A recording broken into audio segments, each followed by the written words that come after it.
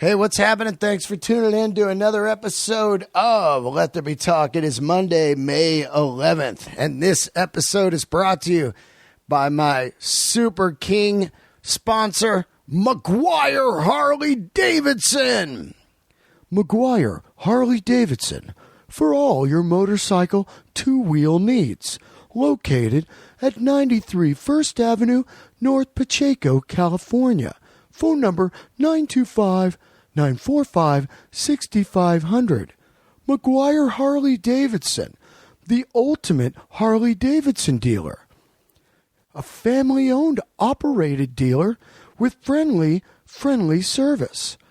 Need your bike to get a new tire or brakes or maybe a seat? Or maybe you want a new motorcycle.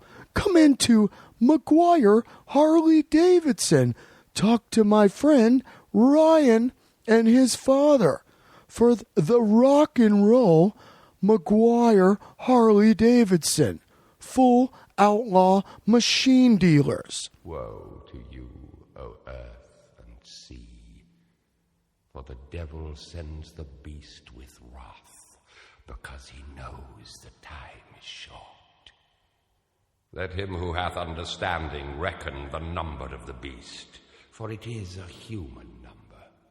Its number is 666.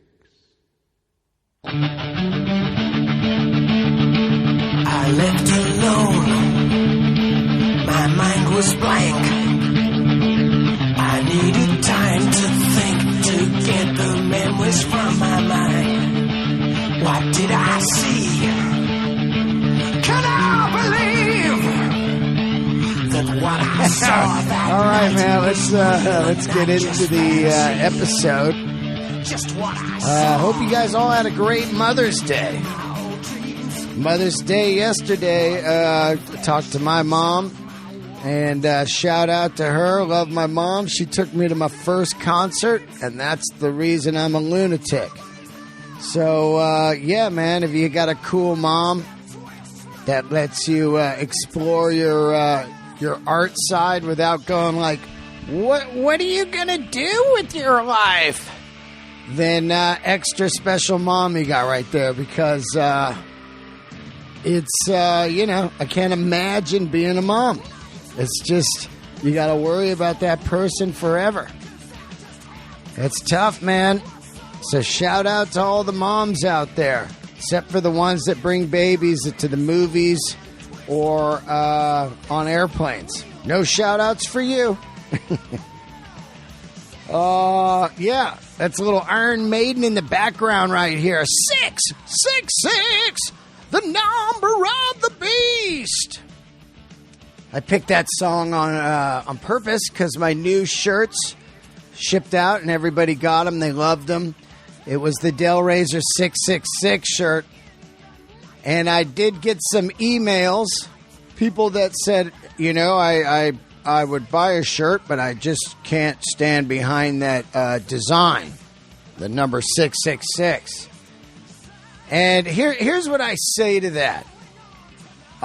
If you're a religious person, cool. Whatever you're into, I'm not going to knock you. You could be Scientology, Christian, Mormon, whatever. I've had different guys on here. They're religious. More power to you, man. I never knock somebody if they believe in it. But if you think that number 666 has anything to do with Satan or any kind of, devil worshiping or any dumb shit like that, man, you're living in the fucking cave. It's hilarious. And that's why I put the number on there. It's so funny to think in 2015, a graphic with 666 on it can actually push buttons. I dig it. It's like that easy, really? I can really push your button with that number? I don't know, man. Email me. Tell me what the fuck it means to you. Why does that mean the devil? Why does that mean Satan? Let me know. Educate me. I don't know, but let me tell you. I'll tell you one thing right now. That means nothing except three numbers together. I remember when I was a kid and I saw The Omen and they shaved his head and he had 666 tattooed on his head. I was like, that's fucking dope. Anyway, I don't know. Email me, let me know. But I find it hard to believe that if you listen to this podcast, that you actually think 666 has something to do with satanic worshiping and all that shit. But if it does, right on, man. I don't know. What do I know? I'm just saying it's fucking, it means about as much as 69 does. 69, your face or mine. Numbers mean nothing, man. You know what I mean? Whatever you believe in, right on. Just cruise with that, but, those three numbers mean nothing. Enough of that. It's just a little mini rant because it's just I love all you guys, but I just don't know what that means. So I put it on the shirt on purpose. I love it. It's funny. I love Iron Maiden. I love Slayer. I don't worship the devil. You know what I mean? It's called fucking marketing. Those bands knew what they were doing. They knew the parents hated that. If they put 666 in a song or a pentagram or whatever, they knew the parents were going to say, I don't want you listening to that. That's the devil. And then immediately you're going to want it. That's fucking the oldest trick in the book. It means the devil. My parents don't like it. Oh, I'm getting that for sure because I'm rebelling on the parents.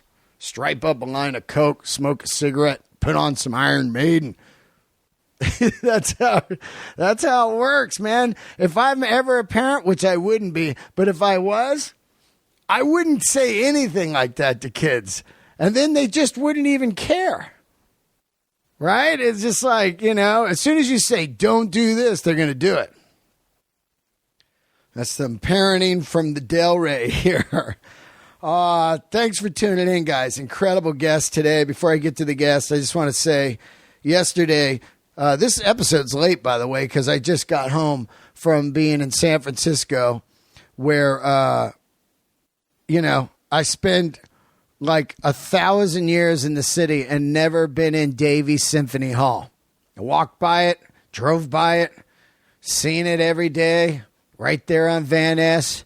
Big glass building, symphonies going on, rocking out in there. Just never been in there. Mark Maron, who is one of the greatest people I've ever met, had me feature for him in there. Complete packed house. Looked like you were at the opera or maybe from Whiplash. Not my tempo! Looked like, just this most beautiful symphony hall. That's what it is.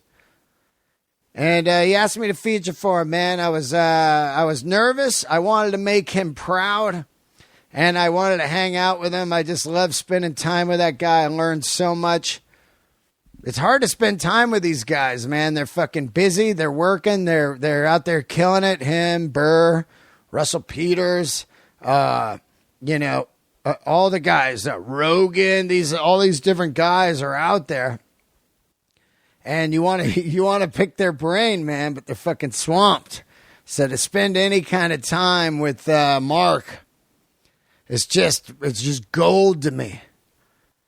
And I've said it over and over, but the amount of help, that he's given me is just unbelievable, man. And I brought him up, man. I was choking. It's hard to bring him up because I got like deep feelings for him.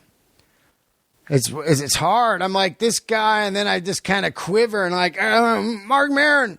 I mean, fuck, dude. That guy's like, he's the Keith Richards of comedy. He's just badass. He's cool. He's the older brother.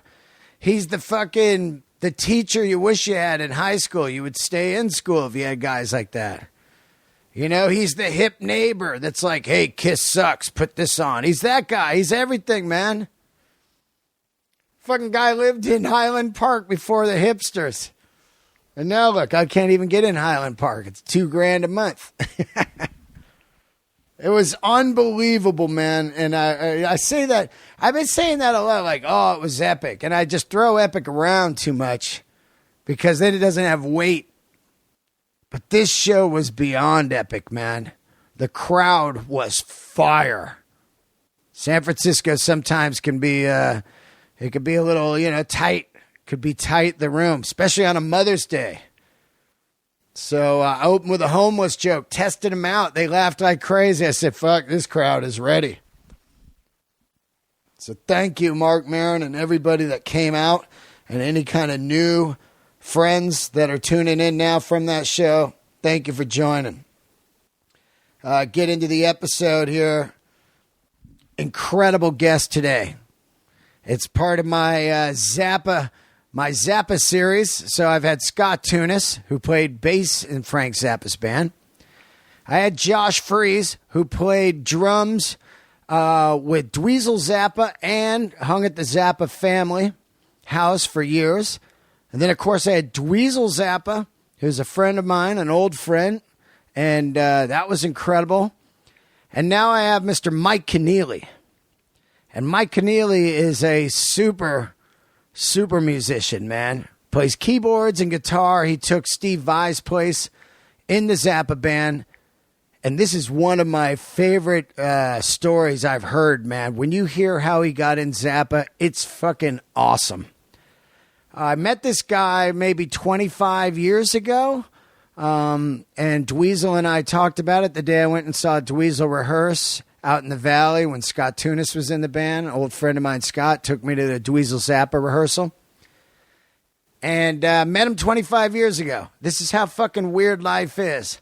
And then look, 2 months ago, I'm doing that show Baked with Brendan Smalls and Steve Agee at the Baked Potato.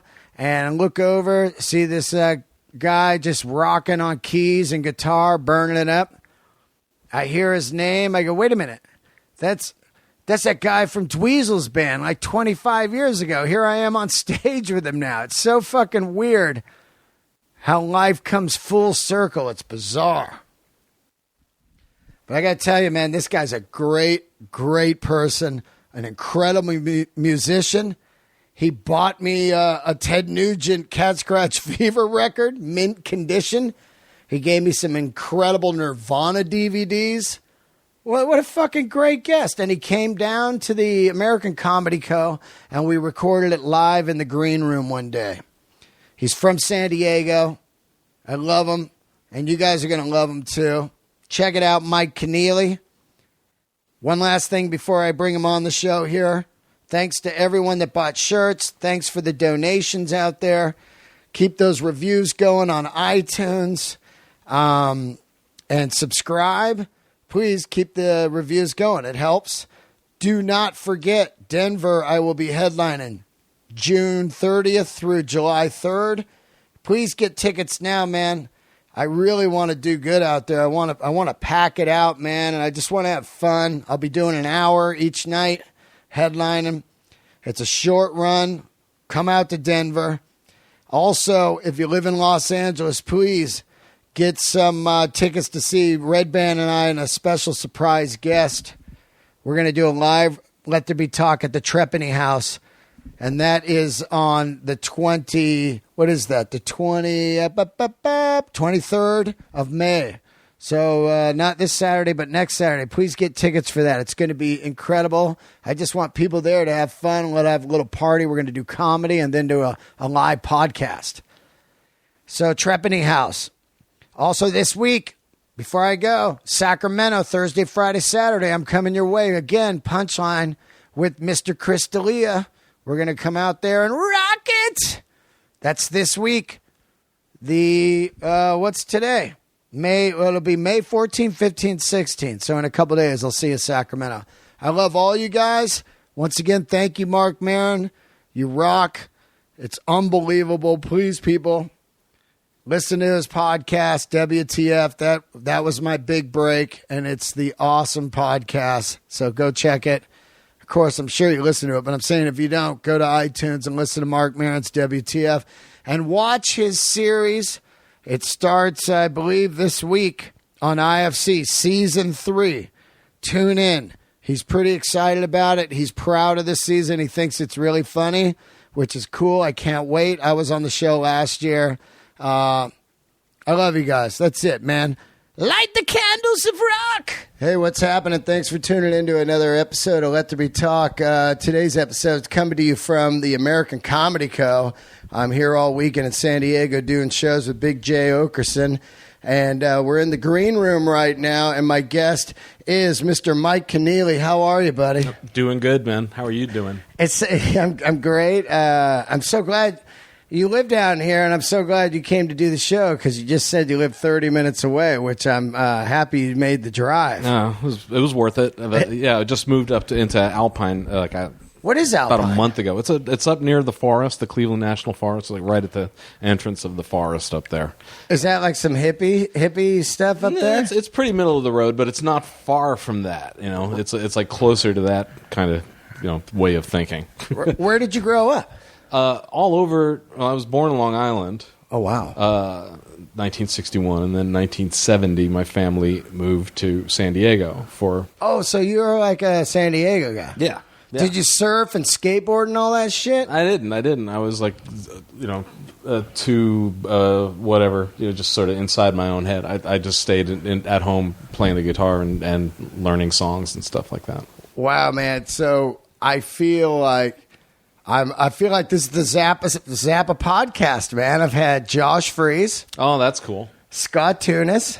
Oh, I want to hear that. Dweezil Zappa. Oh, that's great. And now you. Which is funny because you and I met about 30 years ago, maybe 25, whatever, during the Dweezil rehearsals for that tour. Shampoo Horn? Yeah, so that was 93. Was Joe Travers on drums at that point? Or no, was it still Josh Freese. It was still Josh? Yeah. So that might have been 92 or something. Yeah, right. Probably 92. Joe Travers, was he the second drummer? He's the guy who came in after Josh left. Yeah. That's fucking hilarious. What's really funny about this whole fucking thing is I'm doing this show, Steve Agee and Brendan Smalldew, who Brendan and Steve have both done the podcast, called Baked, and we do comedy, and then we jam your favorite song with the band. And there you are playing, and I don't even realize that it's you that I knew like from 25 years ago. And we did a whole show together. Did a whole show. Then I left, and I'm hearing your name over and over on stage, and then Dweezil comes over, and I said, yeah, man, so I remember that day I was at your rehearsal, and Josh Freese was like a kid, and you guys are doing that 150-song medley. And he goes, oh, yeah, it was me, Mike Keneally, Scott Tunis. I go, wait a minute. I just jammed with him last night. It was literally like the next day. Next day. That's okay. Like 2 days later or whatever. And I go, fuck. I feel so fucking like, I would never recognize you had a floppy hat on back then. No, yeah. It was a whole other life then, yeah. You had a look, man. So you're living in San Diego, and what gets you into guitar? Oh, probably Zappa, who I heard when I was 9, and the Beatles, who I had heard from a few years before that, from like when I was 5 years old. I think it takes a certain kind of kid to hear Zappa at 9. Where do you hear Zappa at 9? Because I don't hear Zappa at 9. I had seen his picture. There was a record store on Balboa here in town called Soundsville. Right. And that was the hang. It was like as narrow as a closet, and that was where you would go and that check out like psychedelic records and all the records of the time. And we're talking 1970, 71. Right. So like it's like a leftover hippie kind of hangout. Yeah, it's the last vestiges. It's got the black light posters, keep on trucking, the granny shit with the middle finger. Remember that one? Yeah, I do. I love that one. Yeah, no, all that stuff. Everything that they advertised in Hit Parader magazine on the page with all the posters on it. All those posters were in this fucking Freak store. Brothers, all that R. Crumb shit. Absolutely. All Fat Freddy's Cat. Did you get into all that? All the Zap Comics shit. Fat Freddy's Cat. I had an issue. I love Fat Freddy's Cat. That was fucking funny. That was really, really funny. Right? No, I mean, digression. I used to go to the Comic-Con, which has become this huge fucking thing. Right. In the 70s, when it was in the basement of the El Cortez Hotel, a much more modest environment than maybe like convention center. 50 stoners and nerds and stuff. There would be a couple of thousand people. A couple there. thousand. Yeah. Wow. So it was fun. That's even big back then. It was. Well, it was. I mean, it was like a heavy subculture, and you'd go there, and there would just the main hang was the dealer's room, as it still is, but it was about 1/20th the size of what it is now. And I was way into National Lampoon back then, and there would always be artists and writers from National Lampoon at this thing. And I saw B. Claban, who I was a big freak about his stuff. You know, all these weird cartoonists in the 70s. I loved all that shit. Yeah. And you get into Animal House? Well, I liked that movie. That was I laughed my ass off the first right. time I saw that. There was a lot of good movie comedy happening then. But stop, rewind. What were we talking about? So we're talking about the record store. Yeah, Soundsville. And there was a poster of Frank Zappa in the back, the thing where he's sitting on the toilet, and it was, you know, there were different outtakes from that session, and this is a different shot, a side shot, and he has his face resting on his fist, and he looked fucking terrifying. I would look at that poster and just be really... Yeah, he looked like Manson, right? Yeah, he was frightening, you know, when I was, 8 years old. So that was my first connection to Frank Zappa, was being scared shitless by this poster, and then I saw him on the Dick Cavett show with Flo and Eddie, and I was surprised at how pretty the music was, considering how ugly they were. And then the year after that, the dude across the street, whose name was Eric McGrew, said, "I have this record you need to hear," because he recognized that I was a weird kid. He said, "How old was he?" He was probably 12, 13. It's always that guy, right, in the neighborhood? Because that's what was me. You know, the neighborhood would be like, listen to this Cheech and Chong. You know? Exactly. And you're like, whoa, they said fuck. That's so cool. Yeah, absolutely. And that's you know, that's what happened to me when I got my second Zappa record. But when I heard this first one, it was from his album Freak Out, and there's a song called Help I'm a Rock. Right. And he said, I'm going to play this for you. And he was right. It blew my mind. It was like the best. I'd never heard anything that good before, or anything that I liked that much. And I was a freak over a lot of different music, but this just killed me. And that started it all with Zappa. That's crazy, because I'm 49. How old are you? 53. 53. Mm-hmm. I hung out with fucking tons of people that love music, and no one was ever throwing Zappa on. So it's a certain circle, right? Yeah. And that's what I love about Zappa fans, is the passion is incredible. Yeah. Well, you know that you've been affected by something that is completely unique. There's nothing else like Zappa. You know, and if anything kind of feels like Frank Zappa, it just doesn't seem as good, and you kind of write it off because you can hear it trying to be Frank, but it's not that. You took early Frank. Once you're into Frank, it's like you become a music snob, right? Well, yeah, it just it does like. I mean, you couldn't go time. Frank and Kiss. Well, I didn't, you know. Yeah, right. But I know people who did, and Frank and Gene Simmons were buddies. So it all it's funny because most people that are on this show all say that Kiss was the gateway to rock and roll for him. You know, that one record. I don't know, man. It's like I was already listening to heavy stuff by the first time I heard Kiss, because I was into more, esoteric weird shit, but my brother, who was 3.5 years older than me, was into fucking Hendrix and Pink Floyd, really good early Pink Floyd, and Mountain, and just this heavy stuff. And I loved everything. He collected that stuff, and I collected the weird shit, but I listened to all of it. And it was... by the time I heard Kiss, it just kind of sounded watered down. Of course. It's like there's you're obviously, I think people that like Zappa at 9 are immediately on an artist trail, in some way. Maybe they don't become artists, but they understand stuff. Like, I wouldn't understand Zappa at 9, I'm not saying I understood it, but it just like hit some... It hit you, right? Yeah. Right. And I guess it raised my standards, but your tastes are your tastes, whatever it is. And a lot of people listen to Kiss and they think that's fucking amazing, and that's great. Yeah, I mean, now I listen to Zappa and not Kiss, so it's you know what I mean, like Zappa, Steely Dan. I got nothing against Kiss, but it's compared to other things I was hearing, it just didn't have enough strength to it. Yeah. So you start getting into Zappa and you decide, all right, I want to play guitar. Because what's amazing is each guy I interviewed that played with Zappa, not each guy, but like Scott and even Josh who played with Dweezil, they all were Zappa freaks, and then end up playing. Scott. I mean, him and his brother were Zappa freaks, and then he ends up auditioning for Zappa and getting it. So you're hearing it, and you go and buy a guitar. Where do you buy a guitar? Flea market down here? No, I started. A keyboard was my first instrument. I started that when I was 7, and that was just because my father thought I should have an organ, and that was a total surprise. But I still wanted to play guitar. So when I was 11, for my birthday, I got an acoustic guitar, and then like the year after that, I got an electric guitar. So it was just my parents hooking me up. So you had a cool dad? I had a super cool dad. Yeah, I would say so. And it sounds like your brother was cool too. He's into music. Did he play music? Yeah, he plays guitar as well. Wow! And the whole time we were growing up, when we were teenagers, we had 2 reel-to-reel tape recorders, and we were recording our versions of all this shit we were listening to. So we would, we'd hear the new Jeff Beck record. Fucking Wired would come in, and we would like get off on that for a couple of weeks, and then we'd try to play the songs, and we would record them on this reel-to-reel recorder. And I was playing, organ and shit and guitar, and he was playing guitar.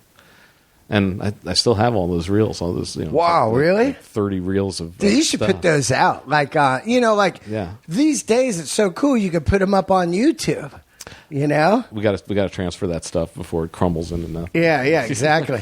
So, what's your first guitar? It's an acoustic. Was it a brand one or just some? No, not a brand. It was a little, like 3/4 size, little red guitar. It was called Harmony, is what it said on the. Oh yeah, I know Harmony. Okay, yeah. They had Seville and Harmony. Okay. Yeah, remember those are like the copy guitars. Yeah. Well, Harmony was definitely like just a couple of notches above toy instrument level. But, yeah. But I loved this thing. It had a mellow tone, so I felt good about practicing all the time. It didn't sound tinny to me. It's like no matter what time I was playing it, it was like I was able to not bug people. So that was really cool. Were you taking lessons? I never took guitar lessons, but I did take organ lessons when I was a kid. Because you could play the shit out of guitar and keyboards, man. It's one thing I think about Zappa or any great, strange style of music or whatever, or really challenging music. You can be Frank Zappa, but you really need to have the dudes that can play. Without the guys that were next level shit, you don't have really Zappa. You just have Zappa and his guitar, right? Because he's hearing this crazy shit, and you have to have people that interpret it, right? Well, yeah, but what he would do is he would, throughout his whole career, continually brought together, just different groups of players with different energies and different playing abilities and whatnot, and he would always compose music that was suitable for that group of players. Gotcha. So if he had a group of players, like he had a couple of different bands in the mid-'70s that really weren't about virtuosity, it got back to kind of a greasier R&B flavored thing, and that's what he was into. Yeah. And then he came out of that, and he formed the band that's in Baby Snakes, which was the first band with Terry. Terry had been there for a couple of years, but Bozio was there. This was Tommy Mars, who was a crazy keyboard player, and Peter Wolf also. It was the first tour with them, so they came in, and it was like hiring an orchestra to have those 2 keyboard players in your band. And Adrian was there, and Patrick O'Hearn was there, and he had a huge impact on the bass end. Patrick and Terry really came into their own as a rhythm section on that. I'm totally Zappa geeking out right now. No, that's well. You got to understand. It's not every day that people get to hear Zappa stuff, you know what I mean? Zappa inside stories. And the Scott Tunis episode was probably one of the biggest episodes of all time. Yeah, that's cool. And it's really funny because people are such fucking nerds. They'll be like, oh, he didn't ask him any of the right questions. Oh, no. That kind of stuff. And it's like, hey, man, this guy's a friend of mine. We're just talking. I know. He played in my band. Mm-hmm. I'm asking the questions I want to know. Right on. So... Now you're learning guitar and stuff. What's your first band? Is it a cover band? You playing in high school? What are you doing? I actually didn't play out very much. I was so into doing the recording at home with my brother So we just like became like, you know, Steely Dan or something. Just Yeah, like, you're like Steely Dan, just nerds. Fucking like, totally. Just, what else can we add to that? Yeah, no. Xylophone. Fuck yeah. Just like all the overdubbing and just experimenting with reverb and effects and tape speeds and running shit backwards and just doing whatever you could do, you know. You guys smoking weed and stuff? No. It was a very, very clean middle-class household. It was like my parents were super straight. They were awesome, but it was a very, very straight upbringing. Wow. It's funny because people always think that Zappa was some loady. No, he didn't touch the shit. He didn't touch the shit. It's so funny. Somebody recently was like, man, I mean, he must have just been on acid the whole time. I'm like, no, don't you listen to the podcast? The guy doesn't do any drugs. No. And neither does the family. Well, I mean, I can't speak to them, but I mean, Dweezil, you know what I'm saying? Well, yeah, Dweezil is seriously clean, yeah. But, you know, it's... Yeah, he didn't need it. It was, and he was real disdainful of it, you know. So when you get in his, as sort of under his spell as I was when I was growing up, you know, he was just like totally straight edge, and I was real susceptible at that point to that. Not that there's anything wrong with being straight edge, but I just lived a really, really clean lifestyle when I was kind of like punk rockers that were straight edge. You know, they were like Black Flag and everybody. Nobody partied. It was just about clean mind and getting some aggression out. Yeah, absolutely. Just so it's this real kind of unsullied, pure energy thing, and having, you know, literally having like the physical energy to execute that stuff. Yeah, which is sometimes harder to muster up when you're fucked up. So you're doing these recordings and stuff. You're having some fun. How does the Zappa audition happen? I mean, if you're not playing live, how are people hearing about you? And because with Scott, it was a good friend of mine, Ed Berman, was like, "Hey, I read in a paper that Zappa's looking for guys like recycler or something." Exactly. And you're like, "What?" No, that's Frank always said that his was the only sort of top shelf, world class touring band that anybody could get in if they could cut it. You know, that's like, wild, right? Like you're not going to call up Led Zeppelin and say, when can I audition? You know? Yeah. But, I mean, you know how it is now. There's about 50 guys in the biz that do all the work. Sure. So they go, hey, we're looking for this guy. Oh, call Keneally. Well, Keneally's out with this such. Oh, all right. Well, then call such and such. And then call, you know what I mean? It's well, I'm not sure I'm on the list, but yeah, I know what you're saying. Well, yeah. Yeah, but at that point, no, I didn't have any public profile at all. No one had any idea who I was, but it's the same deal. He put out, there was a message on his information phone line that he was rehearsing with a new band. Right. This is late 1987. You mean you could call like a fan line or something? It was 818 Pumpkin. Really? Yeah. And you just call like once a week and see what's going on? It's precisely, yeah. And, I love this. And 1 week I called and they said, for those of you who have heard the rumors, they're true. Frank is in rehearsal with a new band, and he'll be going on the road next year. And this was, you know, that was total news because 3.5 years before, on the 1984 tour, he lost a bunch of money and there were problems on the road with the band and stuff, and he just lost his taste for touring. He said, I don't see the point, you know, knocking myself on the head and end up losing, you know, thousands and thousands of dollars afterward. So I'm going to stop. I'm going to get this computer, the synclavier, and compose music that can't be performed by humans. Yeah. It'll be played perfectly. You know, no one's complaining, no one's on. And then he would play to the computer on stage? No, he stopped performing. He stayed in the basement and recorded music with this. I got you. And put out albums of that stuff. And for 3 years, that's all you heard about. He was compiling live performances from his human band of the past. Yeah. And that's when he started. You know, he was putting out a lot of music with Vi on it, and Chad Wackerman and Scott Tunis was on all that stuff. So there was a whole string of records when he wasn't touring anymore, but he continued putting out records by the touring band, and then he just started concentrating on the synclavier. So it just looked like he was going further and further down into, I'm not going to do any more shows. And he kept saying, I'm done. Just straight rabbit hole of like just rocking in the hills. Yeah, precisely. And in fact, I had called him in 1985 when he was in the office taking phone calls. Yeah. They said, you know, call on Friday and Frank will be here taking calls. So this is 2 years before I was in the band, and I called up and I said, you know, it's always been my dream to play with you. And he said, well, I'm never going on the road again, so keep dreaming.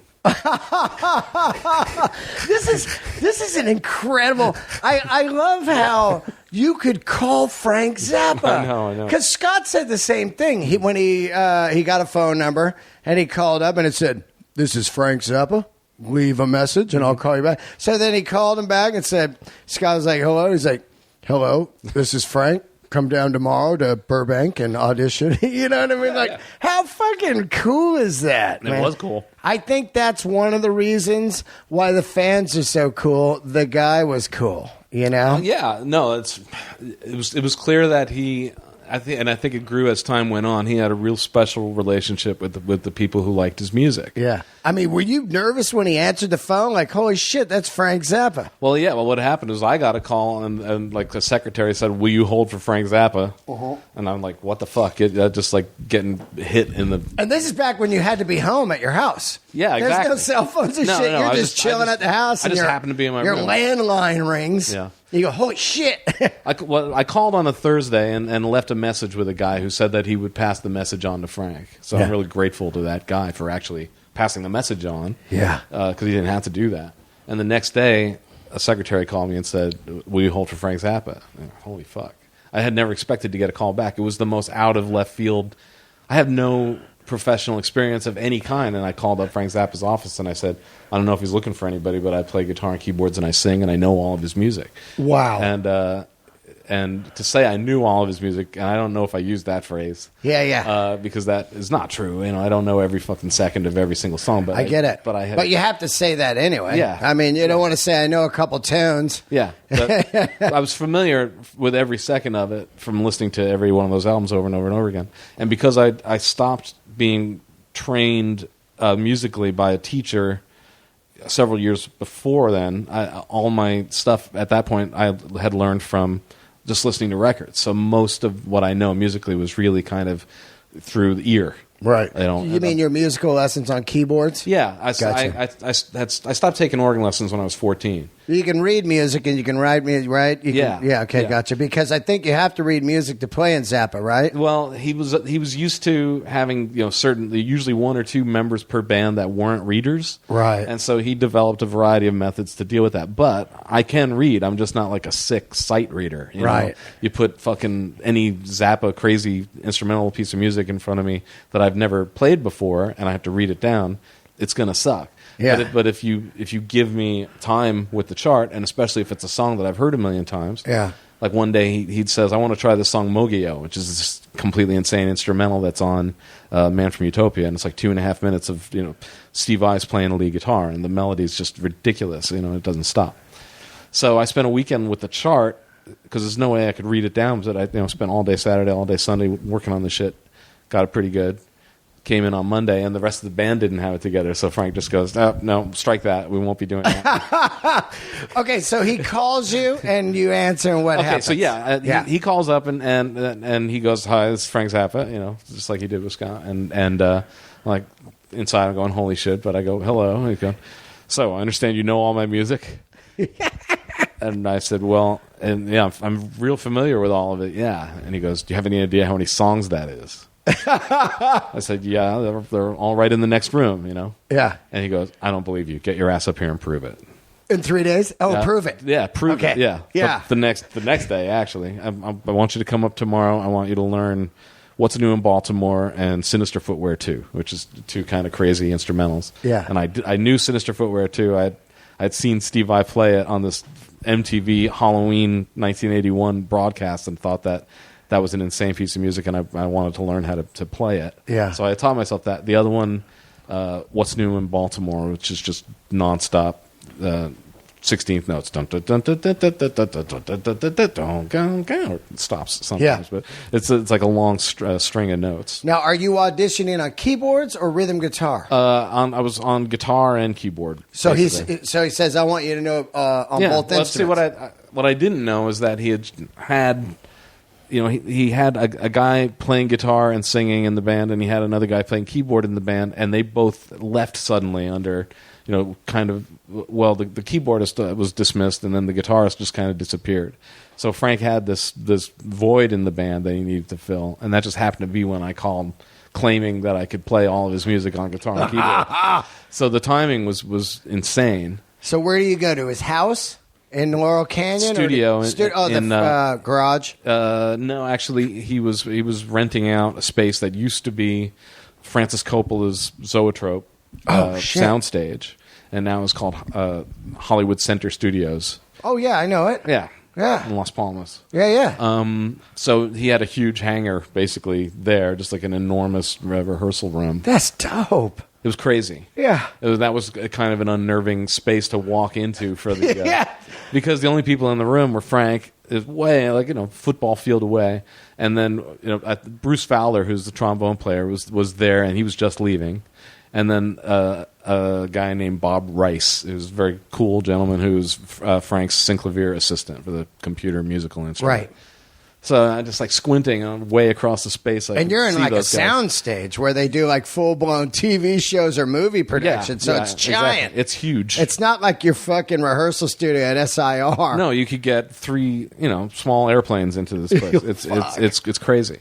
So my brother's with me. He drove me up. Yeah. And I was in the back of the car all the way from San Diego to Los Angeles practicing Zappa tunes on the guitar, trying to play every Frank Zappa song. What guitar do you got at the time? It was a piece of shit. It was really not great. It was a pawn shop, red G&L kind of a Strat. Oh yeah, I know the G&L. Yeah. It had that strange tremolo that was like an upgraded Fender one. Yeah, but compare it to any actual Strat, and it felt wanting. Yeah.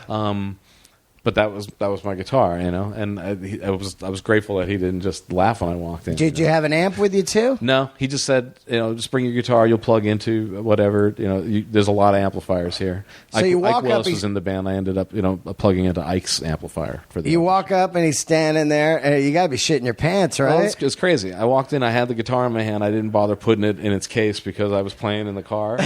So I would just walk in like you just look homeless, like fucking Johnny Appleseed with a guitar in my hand. And so the first thing Frank said was, "Hey, nice case." Yeah, that does look like like just a meth head, like I know, room rocker. Yeah, I sleep on this thing. Actually. Yeah, it converts into a bed. So he just said, "Well, plug into Ike's amplifier and we'll go for it." And is he playing with you, or is just you on your own? He's sitting on a stool. Yeah, and I'm playing through an amplifier by myself. He had been playing on the synclavier when we walked in. He was playing a song called "Black Page," which is a crazy instrumental that he wrote. Again, just like a barrage of notes, weird rhythms. So I plugged in and I started playing along with that just to show him that I knew that piece. Yeah. And then he said, "We'll play the 2 songs that I told you on the radio. on the telephone yesterday." And I had about 10 hours to brush up on these 2 crazy things. So I just did the best I could on that, But it wasn't enough to show him that it's not perfect right now, but I only just started working on it last night. Yeah. So give me some time and it'll be.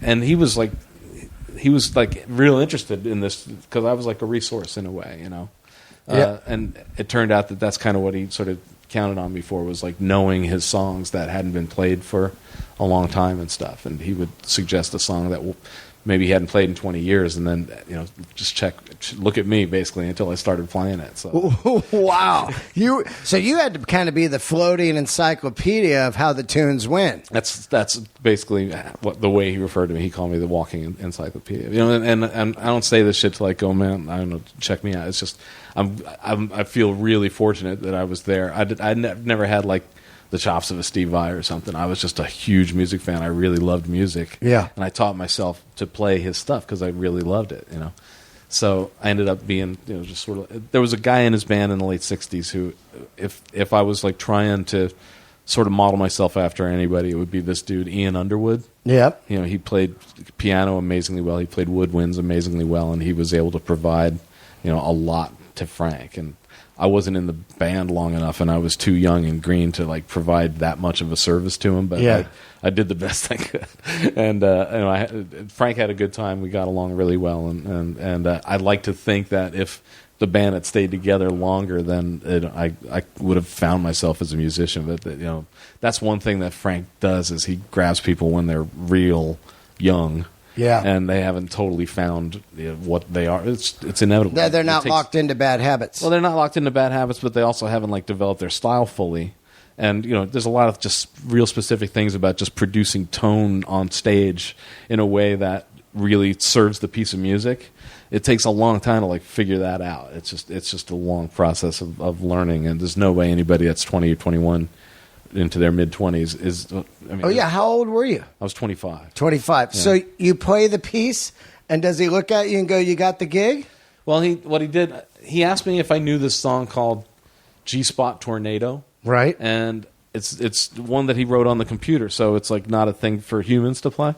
And I hadn't learned that one, but there's another one on the same record. The record was called Jazz from Hell, and it was mostly made up of these computer compositions. And the first song on that record was called Night School. Yeah. And I've loved this piece, and it's got this long melody that's just really beautiful, and it just goes for like 3 minutes and doesn't repeat anything, and it's really, really pretty. And I said, I don't know G-Spot Tornado. I know Night School. I can play that for you. And he had the sheet music to it, and he sat and he read it while I played this long melody for him, and I wasn't playing along with anything. Yeah. And the rhythms are really crazy, and the song has a steady pulse to it that you kind of play against. Right. But I had to play the pulse in my head and just try to get these figures as well as I could. And so I just play it for 3 minutes, and then when it's over, he looked up at me with like an eyebrow up and said, "There was one wrong note." I love that kind of shit. There was one wrong note. Can you imagine if you didn't get the gig because of that? Yes, I mean I can. I mean I know that there were. I mean I heard horror stories about other auditions and stuff. Yeah, Steve Vai is a fucking phenomenon, unbelievable player. He went in for his audition, and Frank was, what he does is he sees what you're capable of, and then he pushes beyond that. Yeah. And so with Steve, he already knew about Steve because Steve was sending him recordings and writing transcriptions of his stuff, and so Frank already had like a long distance relationship with Steve, and then Steve came to play in the band, and he was like saying, "Okay, do this, do that." He finally got to a point. Okay, play this series of septuplets in 11/8, but do it with a reggae feel. Yeah, like total weird shit. And at some point, he just you can't execute whatever insanity Frank wants to hear. Yeah. And Frank's response to that is, "Well, I hear Linda Ronstadt's looking for a guitar player." He was basically the early Whiplash teacher. Yeah. My tempo. It never came to blows, but he liked fucking with people in that environment. Yeah. But it's just in a way it's a compliment because he's already determined that this guy's a motherfucker, and let's see what kind of fun we can have. Yeah. Yeah. So that's cool. So you play the third song, and does he say you have it? How does he tell you got the gig? He put me through my paces, and he pushed. We harmonized together. He put some music in front of me. There was one thing that I just couldn't read at all, and he just because my reading wasn't that slick, and he picked up the page and said, "Well, that's a fail." And then then he puts another chart on top of a synthesizer and says, "Okay, play this." And it was a piece from 200 Motels called "Strictly Genteel." It's a big orchestral thing, and. I knew my memory of the song from listening to the record, I knew was going to be better than any attempt at reading the chart. So I looked at the chart and started playing it from memory. And his reading wasn't too slick either. So he's looking at the chart and he's looking at my hands, and a few bars go by and he stops me and goes, "Wait, are you reading that chart, or are you just playing it by ear?" And I said, I'm playing it by ear, and you visibly got a kick out of that. Yeah. So the way he told me, and it wasn't like you have the gig. He just said this was Saturday night, and it was just him and Bob Rice there. Uh-huh. And your brother's still there, and my right? My brother's there, yeah. And he's it must have been something to witness.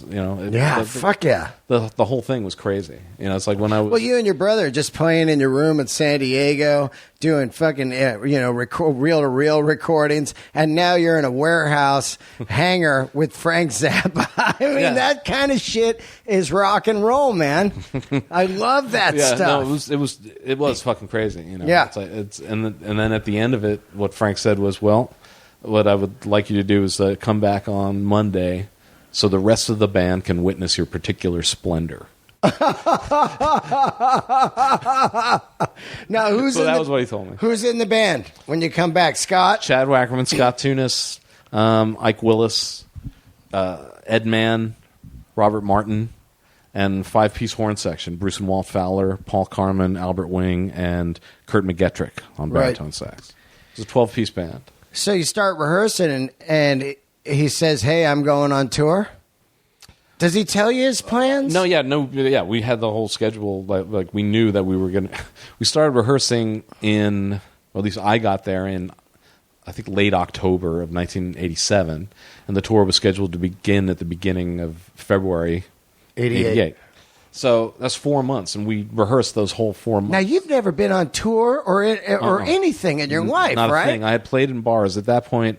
After a few years of what I was talking about before, like just being a hermit in the fucking living room making these recordings, we decided that we would try to make some money playing music, and so we started playing top 40 around clubs in San Diego. Right. And I was in a band called Graphic. and we played a lot in the East County of San Diego, El Cajon, in a club called Park Place, which is in a bowling alley.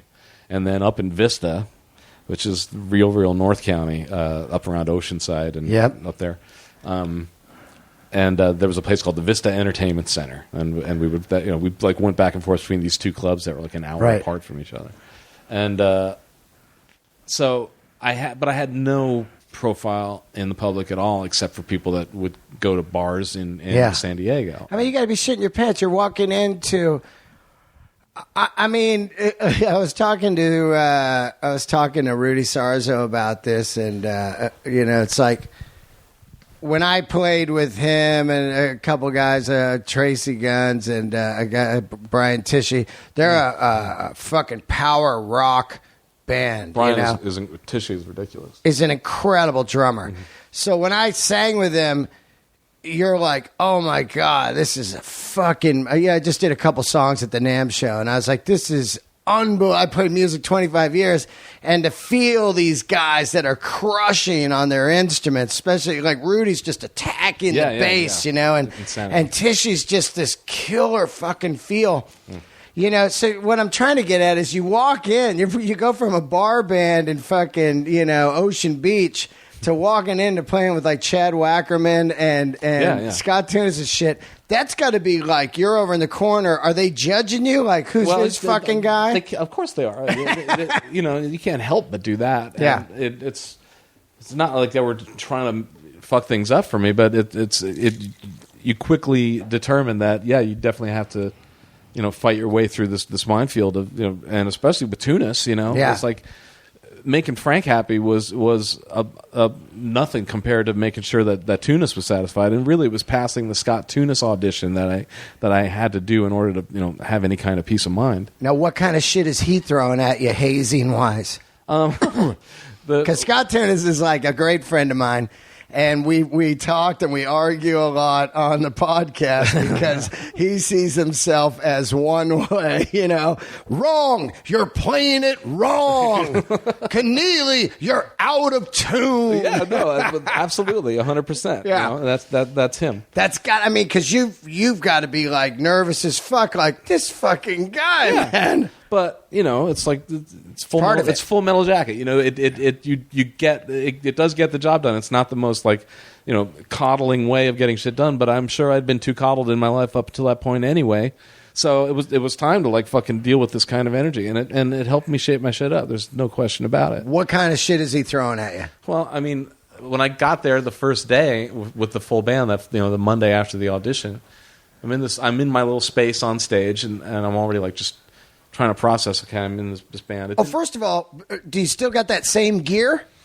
Well, Frank is hooking me up with amplifiers. No. The first day I brought in a JC, a fucking Roland amp. The JC, like that Metallica uses on the clean tones, the Roland JCM or JC. What was that? No, this is more like it's like the jazz chorus amp. Yeah, they use those for all their clean tones. Right, exactly. Yeah. But for the type of lead lines and composed melody shit that Vi was playing, and he would always use like a really a pretty searing distorted tone. Yeah, I didn't have between my amp situation, my pedal situation, I had a Rat pedal, and I had this GNL guitar.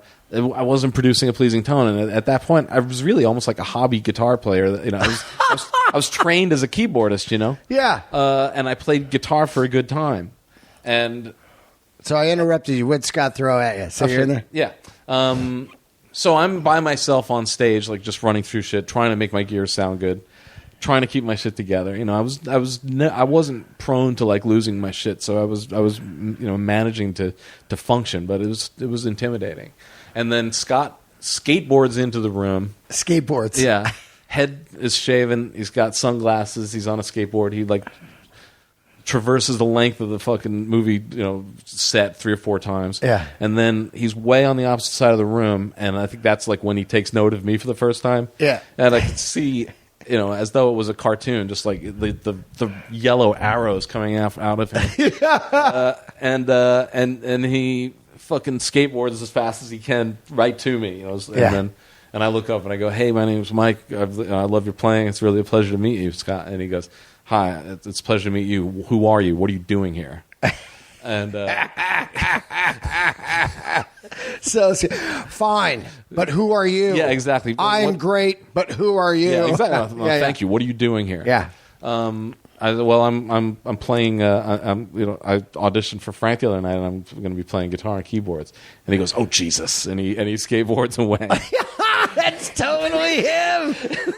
He doesn't get a note or call or anything, or he did, and he wanted to act like he didn't. Well, he had no use for my energy in his world at that moment. I was like, what the fuck? It was like I was 25 years old. I was obviously green.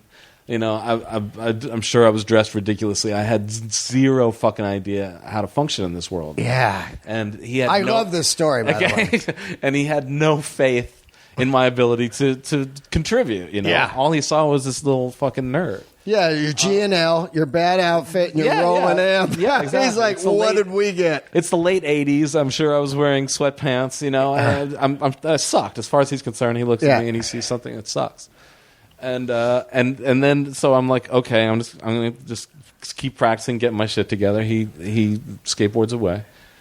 I'm running down some tunes, and he skateboards back, and he goes, "Do you know the song To Mercy Dueen?" Which is this weird little instrumental that at that point had never been released on an official Zappa record. Yeah. So the only way to know it was through bootlegs. Yep. So it's like code. Do you know To Mercy Dueen? The hazing begins. Yeah.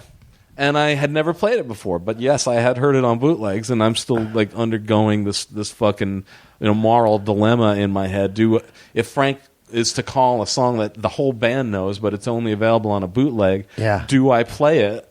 Because Frank was super anti-bootleg. He didn't like people having unauthorized, recordings of his music. Oh, wow, that's even fun. That's a cool thing you're saying right there. Is it a test? Do you have Frank bootlegs? You know what I mean? Yeah. So I'm dealing with that. It wasn't like it was 1987. People weren't downloading torrents of fucking Zappa shows. Exactly. The only way to know about any of this, illegal, super, people making these tapes in the valley. Exactly. And so the only way to know about these type of unreleased songs is through buying bootleg records. Which is this super underground thing, and Frank hated it because sometimes they would put out songs that, like, the entire Joe's Garage record was premiered live on stage before the album came out, and he couldn't stand the fact that people is that true? Anyway, there's no. I'm thinking of another record. You Are What You Is. It was You Are What You Is. Yeah, you caught yourself because boy, we'd get a shitload of emails there, huh, from Zappa heads. That's absolutely true. No, the spring 1980 tour. Most of the show was a bunch of songs that ended up the following year coming out on Tinseltown Rebellion and You Are What You Is. Yeah, and he was going through these songs. He ended up finalizing the studio recordings after playing them live, and he was like learning about how to treat these songs by running them out on the road. Yeah. But he wasn't ready to release them yet. And it's like comedians when they run bits and somebody films it in a crowd and puts it up on YouTube and it's fucking new. It's not done yet. I got to say, the completely fucking smooth James Bond way that you deal with somebody recording you during a gig. Yeah. Really good, Thank you, man. You betray no annoyance or anything. It's just you just say, "Could you please stop doing that?" Yeah, it's great. Anyway, thank you. So I know the name of the bootleg record that came out was called Joe's Garage Acts 4 and 5. which is like that is bound to piss off Frank right away because it's not real. It's some Frank had put out Joe's Garage Acts 1, 2, 3, and then a bootlegger comes out with an album called Joe's Garage Acts 4 and 5, and it's all the unreleased songs that don't come out until the following year on Real Zappa records. Yeah, and Frank was pissed off. So that's way too much background. No, that's great though. No, you got to understand because I collect bootlegs. I love bootlegs. And I just did I got interviewed in a new bootleg movie coming out at the NAMM show. They interviewed me lengthy because I have over 500 bootlegs. Mm-hmm. And I always tell people, look, if the band puts out what I buy, I will buy that. Believe me. But I'm a Zeppelin freak, and they've only got like 5 live things out. And I will gladly give my money to the band. I am not that guy. I've never downloaded a song in my life illegally, ever. Mm-hmm. I just played music all my life, and I saw it ended my career. One of the things that ended it was illegal downloading. But if there's these... I'm in Japan, and I see Zeppelin, all the garden shows, I'm buying them. And then when Zeppelin puts them out, they're going to be better, and I'll buy those from Zeppelin. Well, I'm not, but I at this point I would never consider buying a bootleg because everything's online, Yeah, I get it. Oh yeah, on YouTube, all the shit's on YouTube. And I have a weird relationship to the issue because I'm a musician at the same time that I'm a fan. But at a certain point, I did pay for Zappa bootleg records in the 70s because I was just a huge ravenous fan. I'm the same way with Zeppelin. And mostly I buy it because of the packaging. I'm like, whoa, look at this. It opens up into a fucking I know. It's like blimp. It's like you have dreams of shit like that. I totally get it. Okay, but anyway. So he asked you the question, do you know this song? Yeah, and I had never fucking played Tamersha Dween, but yes, I had heard it on bootleg records. So I'm in the moment. I'm assessing, okay, is this a test to determine how much of a fan I am? Is this the police checking to see if I have broken, the Zappa rules, or is he just curious about my, musicianship and my familiarity with this song? Which I'm sure the answer was C, but I'm, right. You're paranoid, absolutely, because Frank hates bootlegs, and you're like, is Scott the narc? Is he the deputy? I have no idea. Yeah. So I would rather that didn't run through my head at the moment. But and behind all the rest of it was the fact that, yes, it's true. I had never played the song before. I knew, given my ear and stuff, that I could probably figure it out, but I wasn't ready to just jam it out for him. Yeah. So I told him no, and he rolled his eyes and he fucking turned around and skateboarded away. And so when he's back safely on the other side of the room, I start running the tune. I start remembering in my head how Tamersha Dween goes. Yeah. And the melody is... It's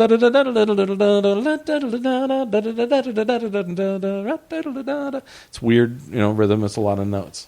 So I'm trying to figure it out. Was it 2 Bs and then it goes to a C, or is it 1 B and then 2 Cs and doing that shit? And I'm on an unamplified guitar, but across this huge soundstage, Scott hears me. He goes, "You know it!" And he screams, and then he comes skateboarding back, and rapid fire starts going.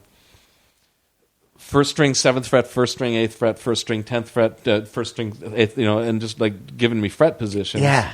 And I'm going, I'm following along, and I'm playing all the stuff, and between him barking at me and my awareness of the song already, I started playing it in a minute, and he checked that out, and then he didn't give me shit, and he skateboarded away again, and that was the beginning of probably him seeing that this might work. But he just fucking. He gave me shit like crazy, especially in the first couple of weeks before, we found out that we had a certain amount in common, and we started going out to dinner and hanging out. And it was usually he and Chad Wackerman and I that would go out to like Hamptons on Highland and get a cheeseburger. And sometimes Frank would come with us. And so eventually that all smoothed out. But at the beginning, Scott was giving me a ton of shit. I think I love Scott. And I've been in both worlds. And when I watched Whiplash, I would prefer the teacher in Whiplash over any other teacher. Interesting. I still haven't seen that movie. Okay, so the teacher in Whiplash is a lot like Scott, where he knows what the fuck he's talking about. He's an incredible player. and he doesn't want to waste his time on people that are part-timers. Yeah. And I love people that can weed out part-timers because I think there's people that get into the arts that stay too long because they don't have the right person that goes, no, man, you're not here for the right reasons, or you don't really love this. Yeah. Maybe find something else. Yeah. It's like a fourth place trophy they give out at Little League now.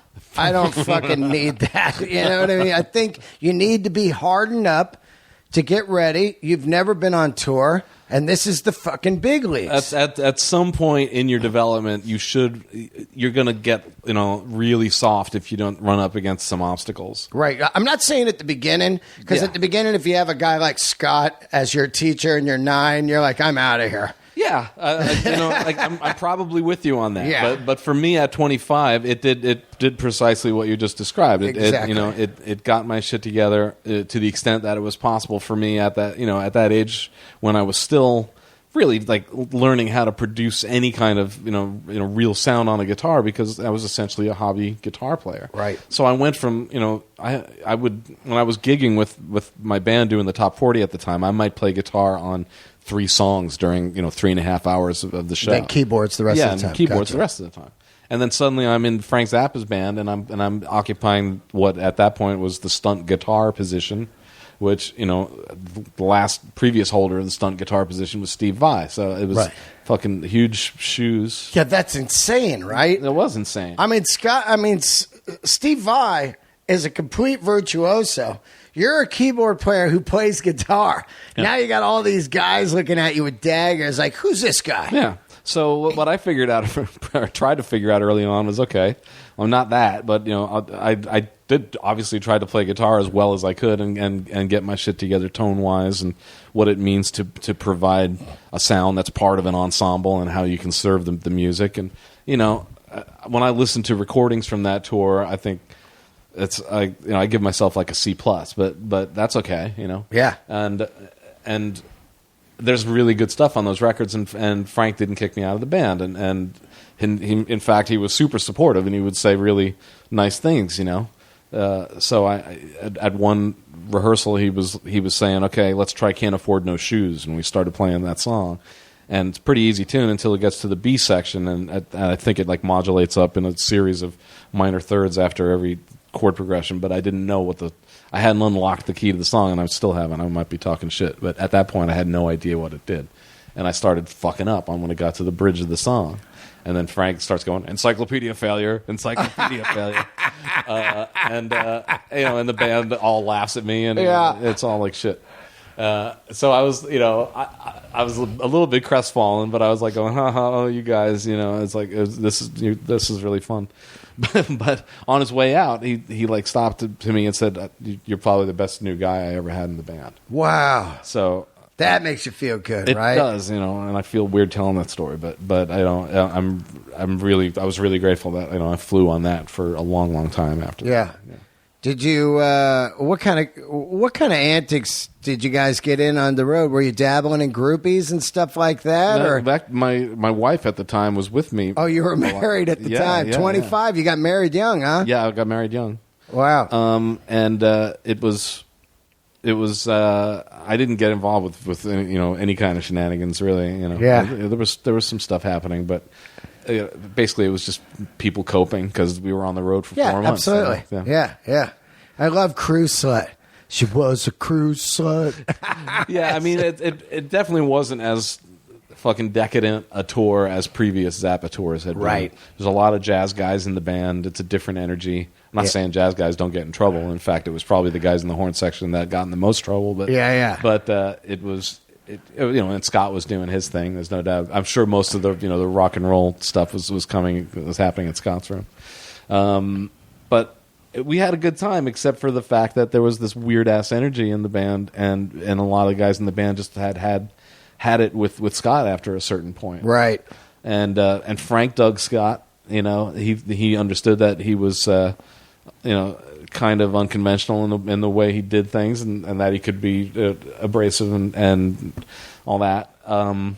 But he appreciated what Scott brought as a musician, certainly, but also what he brought as a person. This real strength and full dedication. A huge amount of ability and a really true physical strength in his tone and his ideas, the shape of his ideas, and this very, very unconventional mindset, so that it really like fit in with what Frank was into for sure. Yep. So Frank dug him. A lot of the other guys in the band didn't enjoy the fact that Scott's just step on him.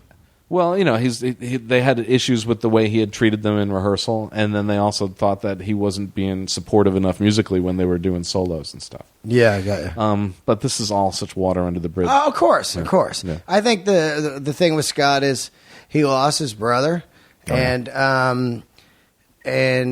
back then you don't know how to. There's no people you can go talk to, or I'm sure there is, but it's not traditional like now. You lose somebody you love.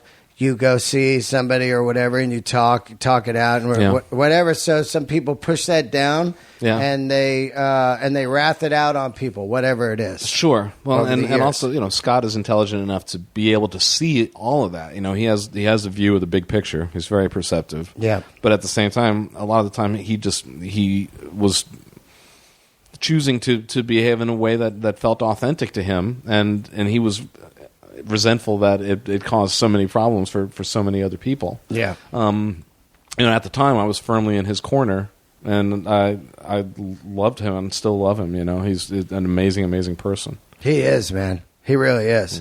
I get it, because I've been in his shoes before. When you're running a band, I always felt like I was the band leader in my bands. And I never really wanted to be, but I had to be, because it was like, and I would just, there's guys that bring their girlfriends to every fucking rehearsal or every show, or can their girlfriend ride in the van. There's this guy that wants to get loaded all the time, and I want to get loaded all the time too, but who's going to fucking drive or book the gigs and shit?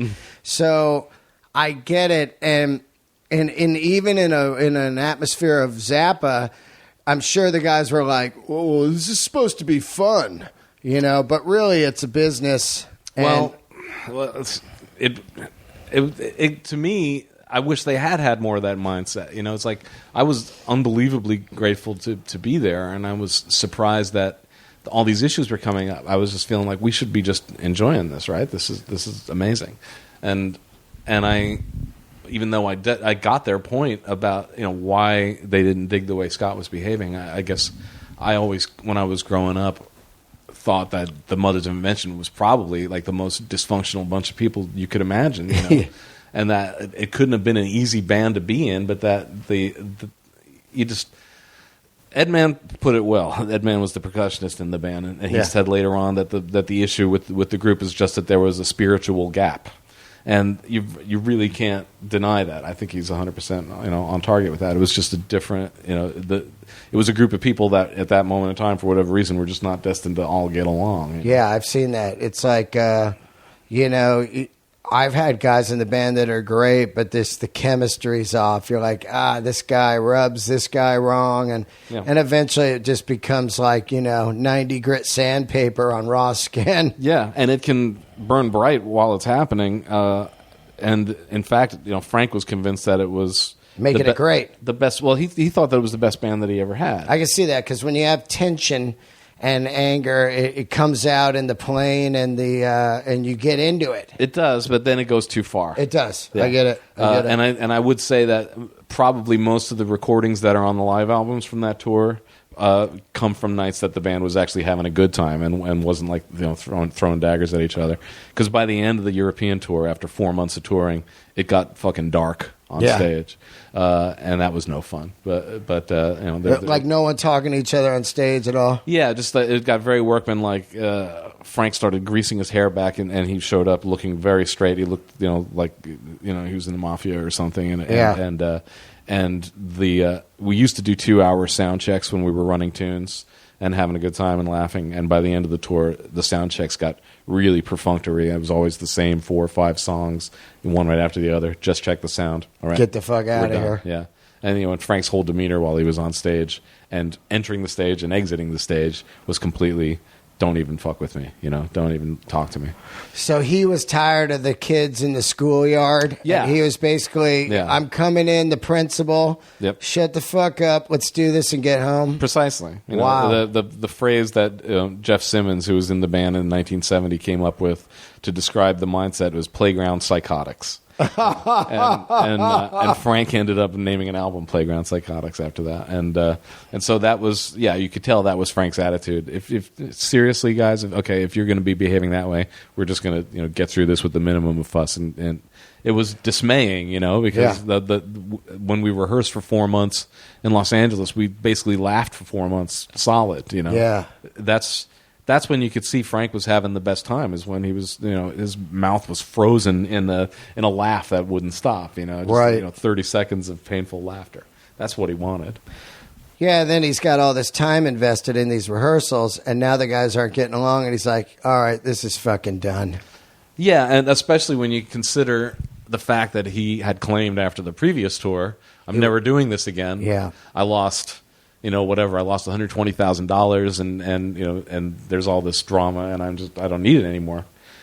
So, 3 years later he goes, you know what? I kind of miss playing with some guys. I'm going to get a band together. We'll go on the road. It'll be fun. He goes, oops, I was right. Yeah. This sucks. Okay. This time I lose $400,000 and get my heart broken in the process because, I just wanted to fucking go out there, probably continue touring. There were another 10 weeks of dates in the West Coast and the Midwest of the U.S. because we only played on the East Coast basically and into the Midwest, but the whole left half of the country practically we didn't touch.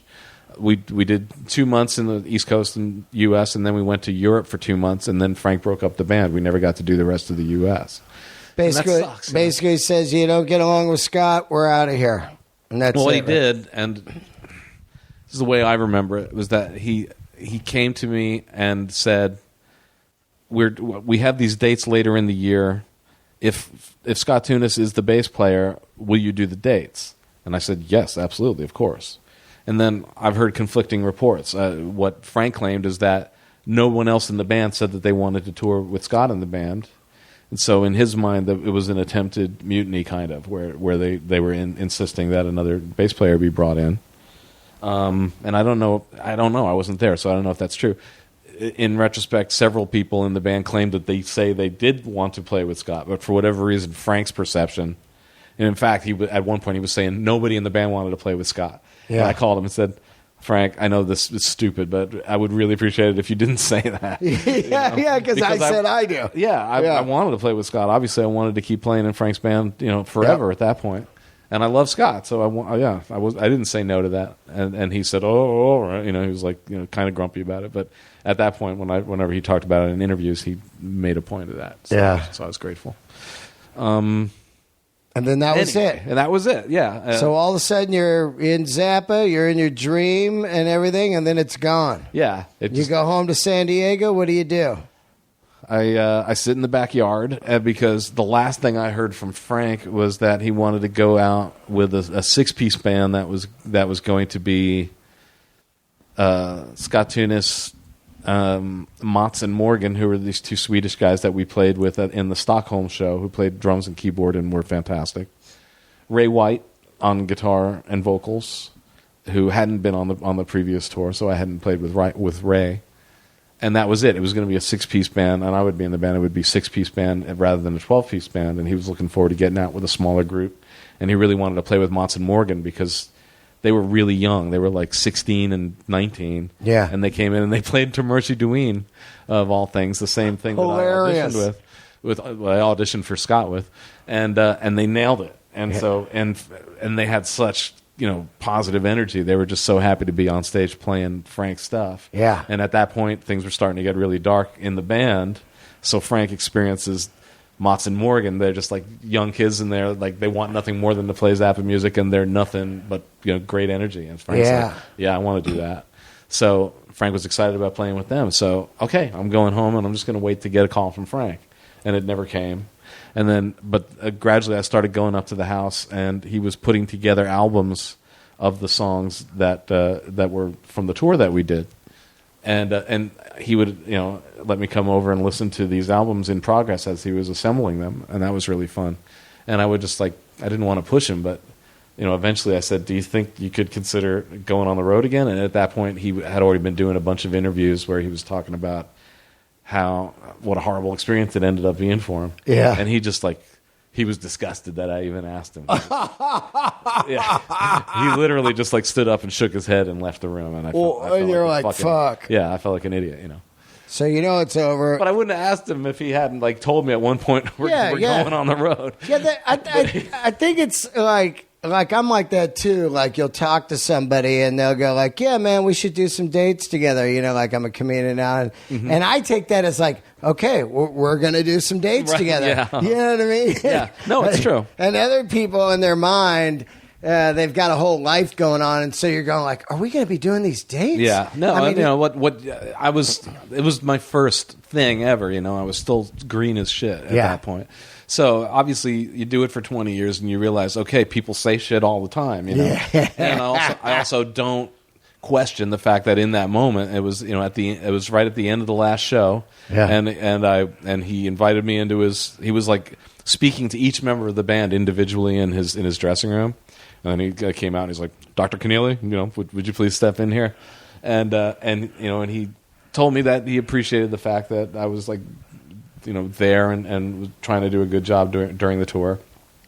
And then he said that he wanted to go back out and do the rest of the 10 weeks of dates that he had booked with this 6-piece group. Yeah. And that was the last I heard about it. So, right. And at that point, it felt like something reasonably official. Absolutely. But I didn't have any sort of machinery in place as somebody who was really new to the business on what the next step is there. How do you I wasn't calling his office every week to check on the reality of that. I was just waiting to get a phone call. Yeah. And because I didn't want to bug him, and I started seeing these interviews coming out, and I knew that he had really been stung by the way that tour went down, and it was totally understandable. Yeah. So if he had decided that he didn't want to tour anymore, it made sense. I just never got the call. Yeah. You just I'm a kind of guy. I think artists are weird when they when you're looking for the gig. When you're looking for a gig, when you're in limbo, it's the worst thing as an artist. I think. It's not good. It feels horrible because you're I don't know what's going on. Yeah, exactly. And it happens, and it still happens to me. And it's just a thing that you have to make. You have to always have this little, question mark in the back of your mind, and then you just have to dance that dance of, okay, how much do you push it to try to find out if this thing is real or not? So right, yeah. And then at a certain point, you just have to say, fuck, I can't let this fuck with me at all. If it happens, it happens. I'm just going to get on with life. Yeah. But at that point, you may have lost some work because of you were holding the time. You're so right, because you're leaving these holes in your calendar. And the shit's going by. But you know what? Whatever. That's life. Yeah. At what point do you start playing with Dweezil? Well, I was so into being a part of the Zappa thing that after the Frank band stopped, I was still going up to the house whenever I could and listening to music up there with them and stuff, and I was grateful to have that. And then Dweezil at that point was playing in a trio with Scott Tunis and Josh Freese, and all they were doing was rehearsing.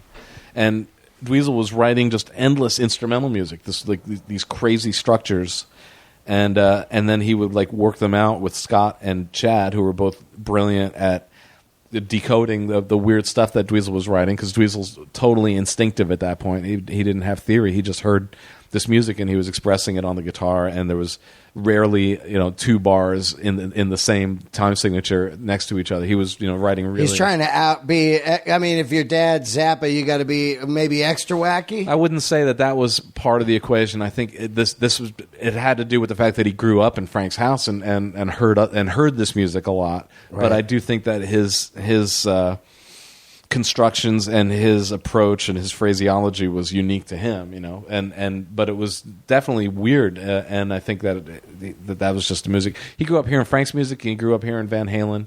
Yep. And, you know, and That's what he told me. He said for years he never even heard any other music except Frank. You know? Yeah. He played. I think he played baseball. He said he was like his dream was to become a pro baseball player. Well, he's good. He's good. Yeah. And then he hears Eddie Van Halen. He's like, oh no.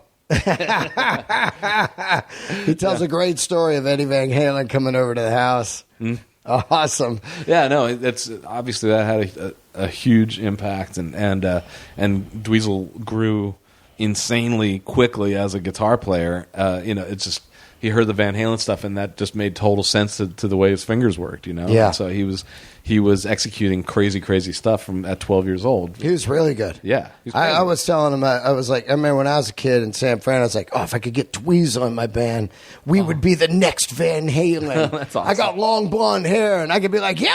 So, I mean, at what age were you hanging with Dweezil? Well, let's see. I guess at that time, what are we talking? What year did you say?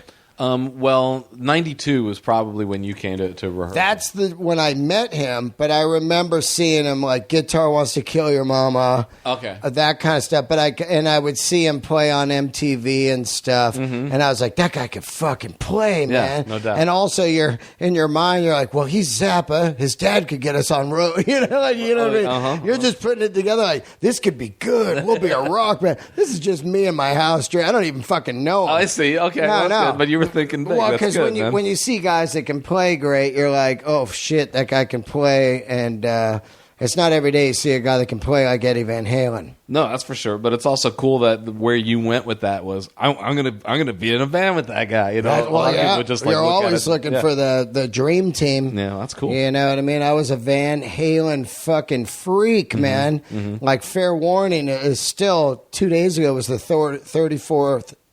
Year anniversary of Fair Warning record. They're rehearsing some of that shit, right? Yeah. You see that on Twitter, yeah. And I still remember seeing that tour like it was yesterday.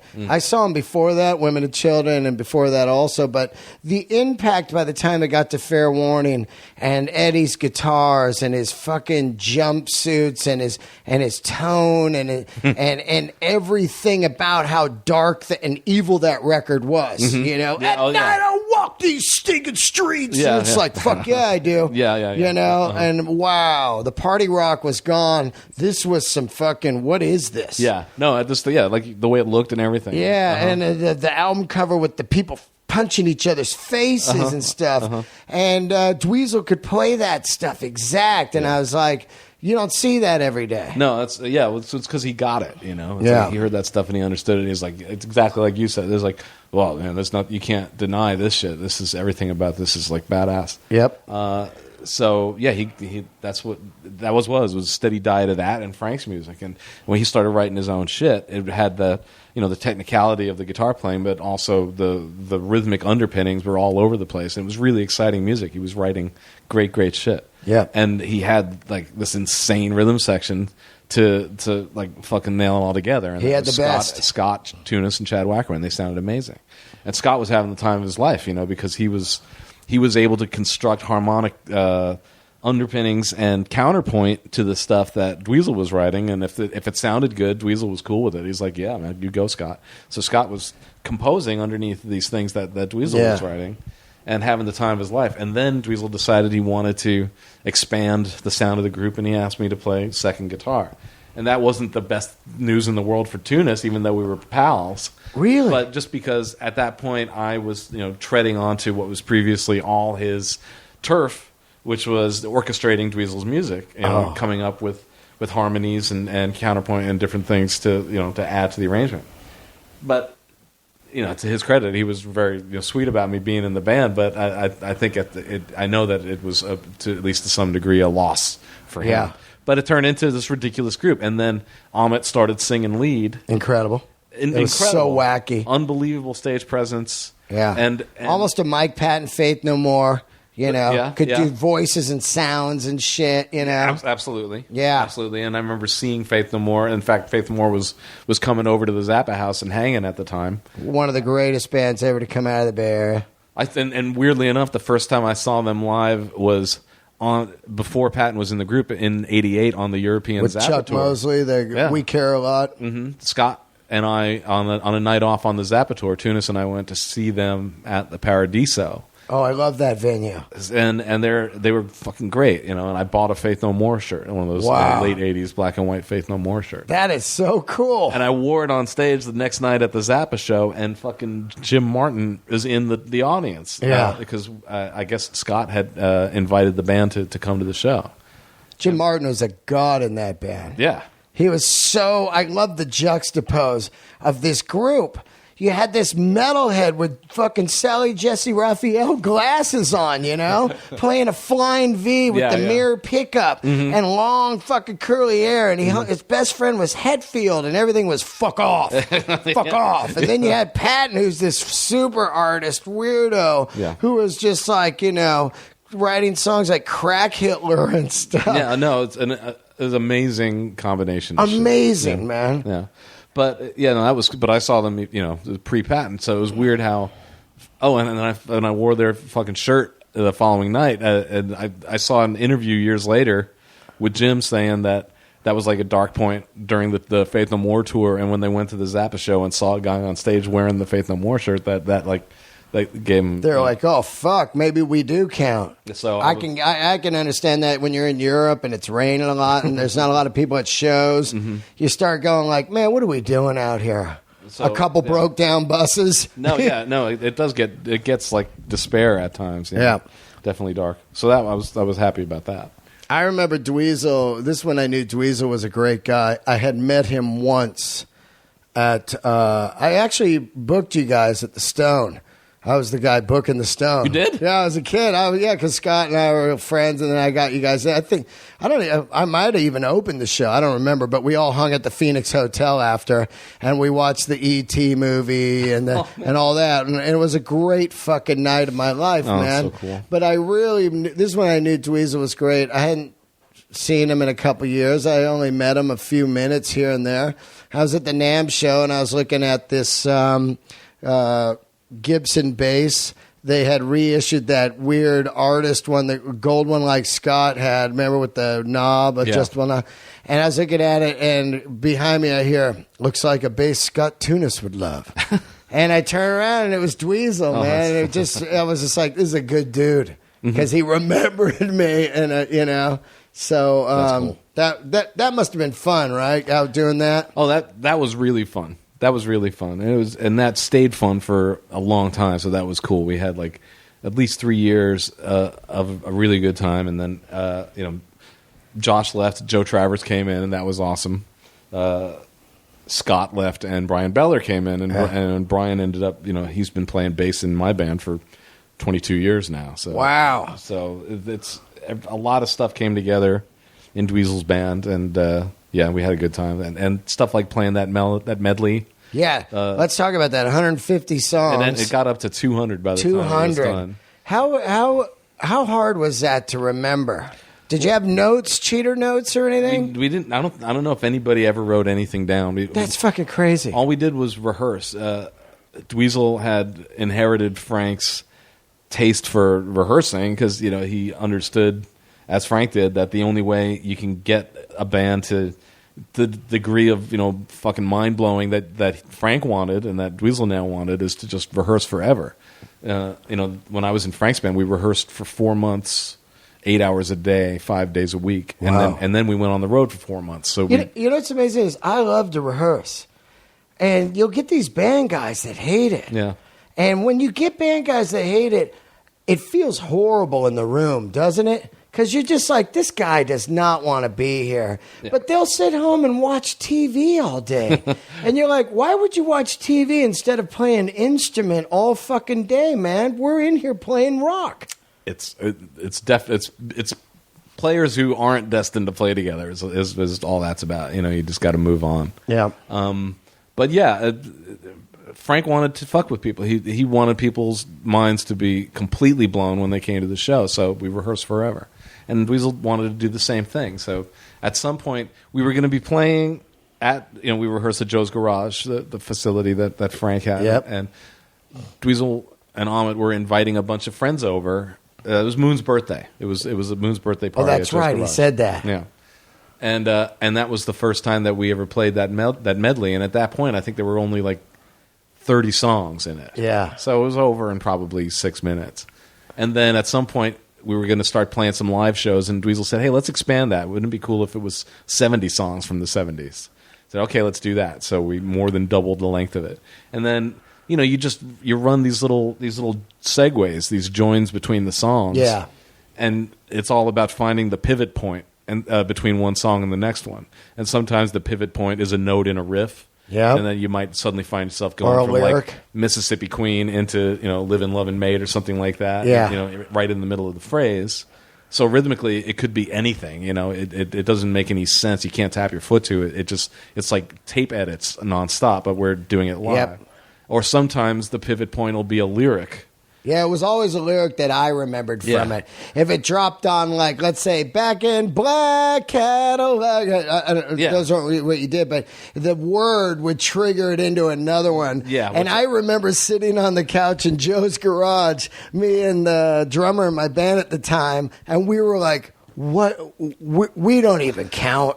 We don't even count, man. Did you just see what they just played? And while they were doing it, Josh Freese carefully took his jacket off, put his burning cigarette behind his ear, and got the whole jacket off while playing one-handed this 150-song medley and re-smoking while it was fucking going. You got to do what you got to do. Yeah, right? So actually, Zakk Wylde tells the story about coming to a rehearsal, and Joe Travers was playing drums at this point, and he was sitting in, right where you were sitting, and we were running the medley, which at that point was probably 200 songs. Yeah, and we played the whole fucking thing. It's 40 minutes long or whatever. Yeah, as Zakk is sitting there, it's just the same way you were. It's like, what the hell's going on? And then at some point in the middle of it, Joe dropped one beat. Yeah. And then, we just continued playing. And we kept going through the whole thing.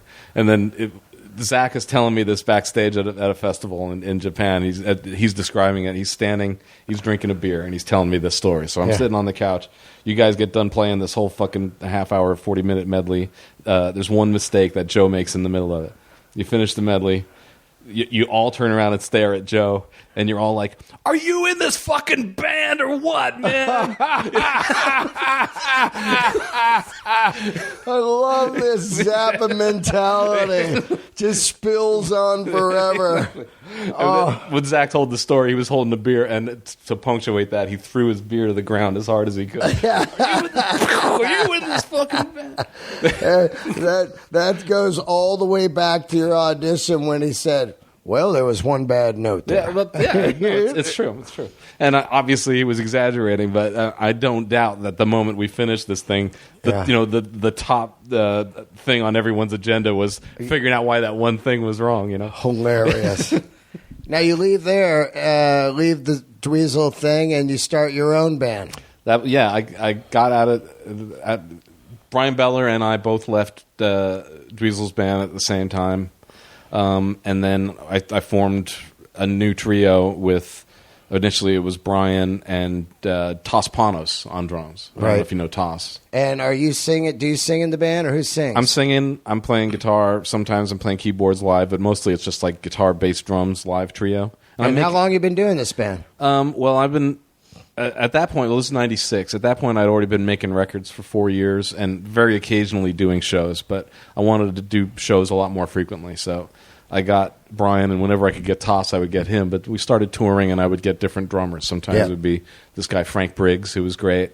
Sometimes it was Toss, and then sometimes it was Joe Travers. Right. And I would do that when I could, but just a few months into that, and actually, Brian quit Dweezil's band in a show of solidarity with me because the circumstances with my leaving were nobody was behaving properly. It wasn't super mature, and it was just kind of time to play. It was stupid the way it ended, but it was time for me to go clearly.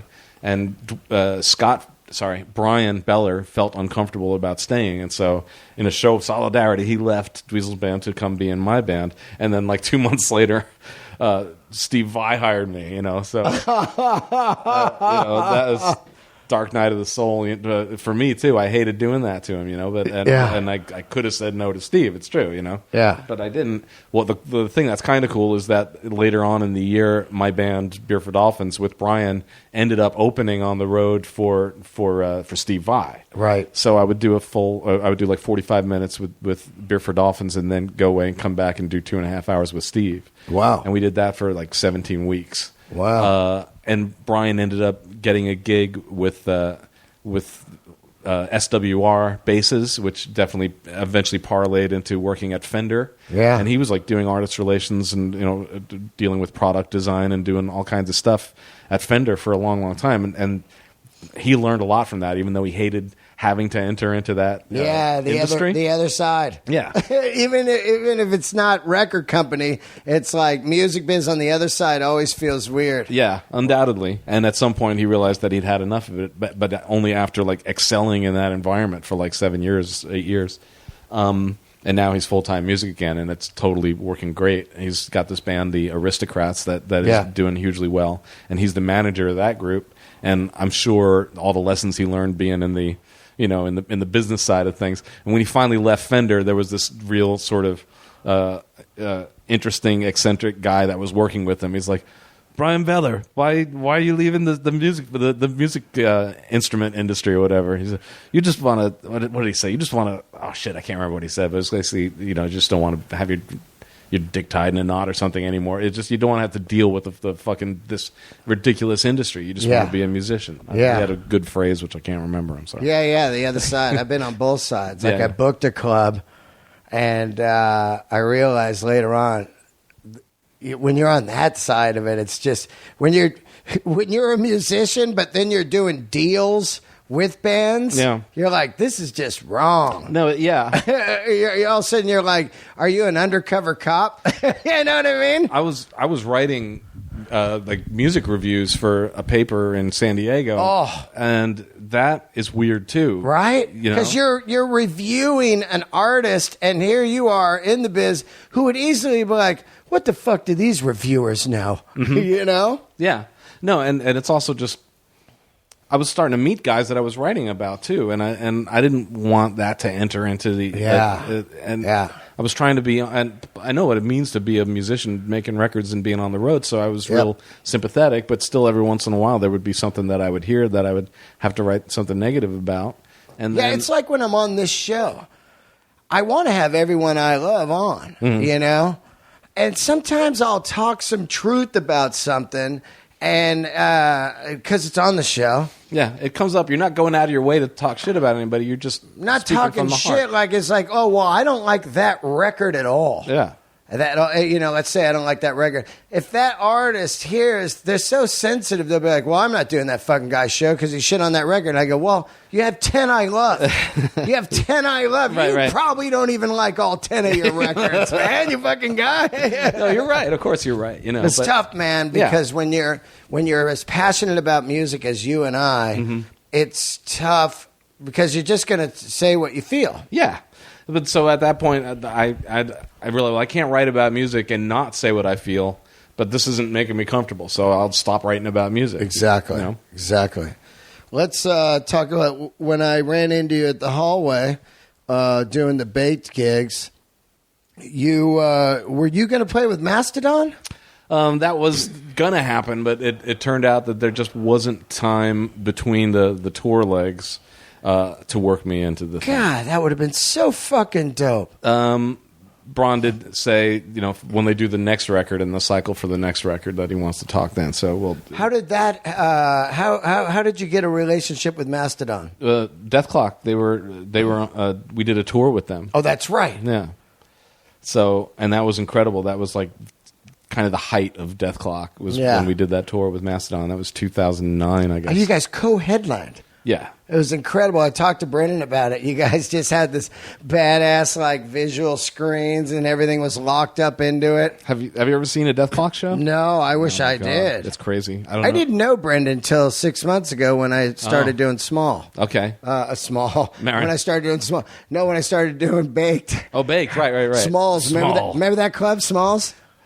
Oh, no, where's that? On Melrose. I used to play Smalls. It was a small nightclub, and we'd do a Thursday night there. It was incredibly hip. Gotcha. Really cool. But no, I haven't seen a Death Clock show, and I would. Well, love it is. It's kind of mind blowing, and it's Gene Hoglan on drums, who's insane. He's insane. And Brian Beller from my band is also plays bass for Death Clock. And what Brendan accomplished in learning how to play those songs and also sing them, because he's doing lead vocals and lead guitar simultaneously. Frequently he's singing the role of Nathan Explosion and playing the role of Squiscar simultaneously, and that's ridiculous. You know? It's almost like Les Claypool.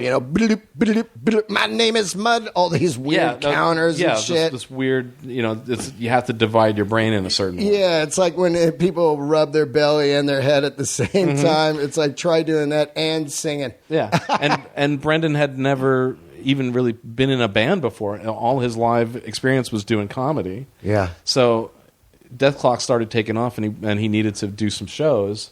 He had to develop this skill, so it's kind of superhuman what he did in a really short period of time. And we go out with this huge screen that's and we're synced to them for the whole show.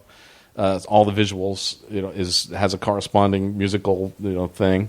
So it's a really powerful night. And then you've got Mastodon on the same bill, and they were playing the entirety of Crack the Sky. Which is amazing. It's a really, really great record and really powerful live, and they had amazing visuals, too. That band is phenomenal. And then there was High on Fire and Converge. They're killer. High on Fire and Converge were real. That's a you hate them or love them kind of band, real polarizing. Right. I loved them, but they were super abrasive, and they had this certain frequency in the vocal. This guy would go for a specific kind of yowl that it hits a certain frequency in the vocal sound, and that was like in a way the defining sound of the band. They're going through these insane rhythmic changes and huge aggression, and then this one frequency, the keeps just nailing you. He's like a flute singer. Yeah, well, I mean, he's like saying different notes, but it's the overall effect of the sound. I'm over describing. I'm trying to like give you a picture of how insane it sounds, And a lot of people are just like, "What the fuck?" and they can't hang. But it's a super talented, super influential band, and I love their music. I like fucked up music, so I was like into it. It's fucked up in the way they don't sound like something like Mr. Bungle, but you know how Mr. Bungle. Love Mr. Bungle. How great is Mr. Bungle? They can be unbelievably great. Those players are ridiculous, and Patton obviously is an incredible creative force. I saw him one time where they opened with "Welcome Back, Kotter," and he sang it in Spanish. That's it was incredible. That's nice. Okay, now I'm going to get to these Twitter questions real quick. Okay. And while I do, the last time I played with you, you had an incredible guitar that fucking lit up and shit. The Black Devil. Tell me about the Black Devil. It was a collaboration between a couple of guys named Gabe Douge, Douge, and Wolf Navarro. And you think they're German? No, they're just like guys up in Humboldt County, and they're super cool. And they got in touch on Facebook and said we enjoy what you do. We would love to make a guitar for you. And we just discussed it on the phone, and they had real specific ideas what they wanted to do, and they would offer me options, and I'd say, "Well, do that." And so we just talked through it. And then they said, we want to make it, look really, striking. And I was like, go for it. Do whatever you want, So it ended up being this kind of SG-ish instrument. And they were posting the progress of the thing as they were creating it. If you go on their Facebook pages, you can see this ridiculous guitar just coming into being. And then at NAMM, Wolf brought the guitar to me and said, "Here," and just presented it. And I'm like, holy crap, it looks amazing. And it sounds beautiful, and I love playing it. So I'm like working with it a lot on stage right now. That's fucking and it's cool. got the lights, the LED lights on the fretboard. When you switch pickup position, it goes from it's so cool. Red is bridge position, and blue is neck position, and green is in between. There's like some girls in the crowd, and I go, "Hey, did you guys like the show?" And they go, that one guy's guitar lit up. Right on. Yeah, I was like, wow, all right. That's why you do it. Let's look at the questions here. Which, by the way, I'm so happy you did this interview. Oh man, what a great I just love rock stories. You know, they're awesome. Right on. Okay, I'm glad I had some. I think you used them all. Well, I normally can't remember anything. Well, Zappa is a. You don't hear Zappa stories every day. You know, Right. You're going to hear stories every day about, Van Halen, of course, because they're rock and roll. You know, or Zeppelin. Yeah. Zeppelin has a million stories. You know, Right. Yeah, they screwed a woman with a salmon or whatever that one is. And then Frank makes a song about it. Let's see here.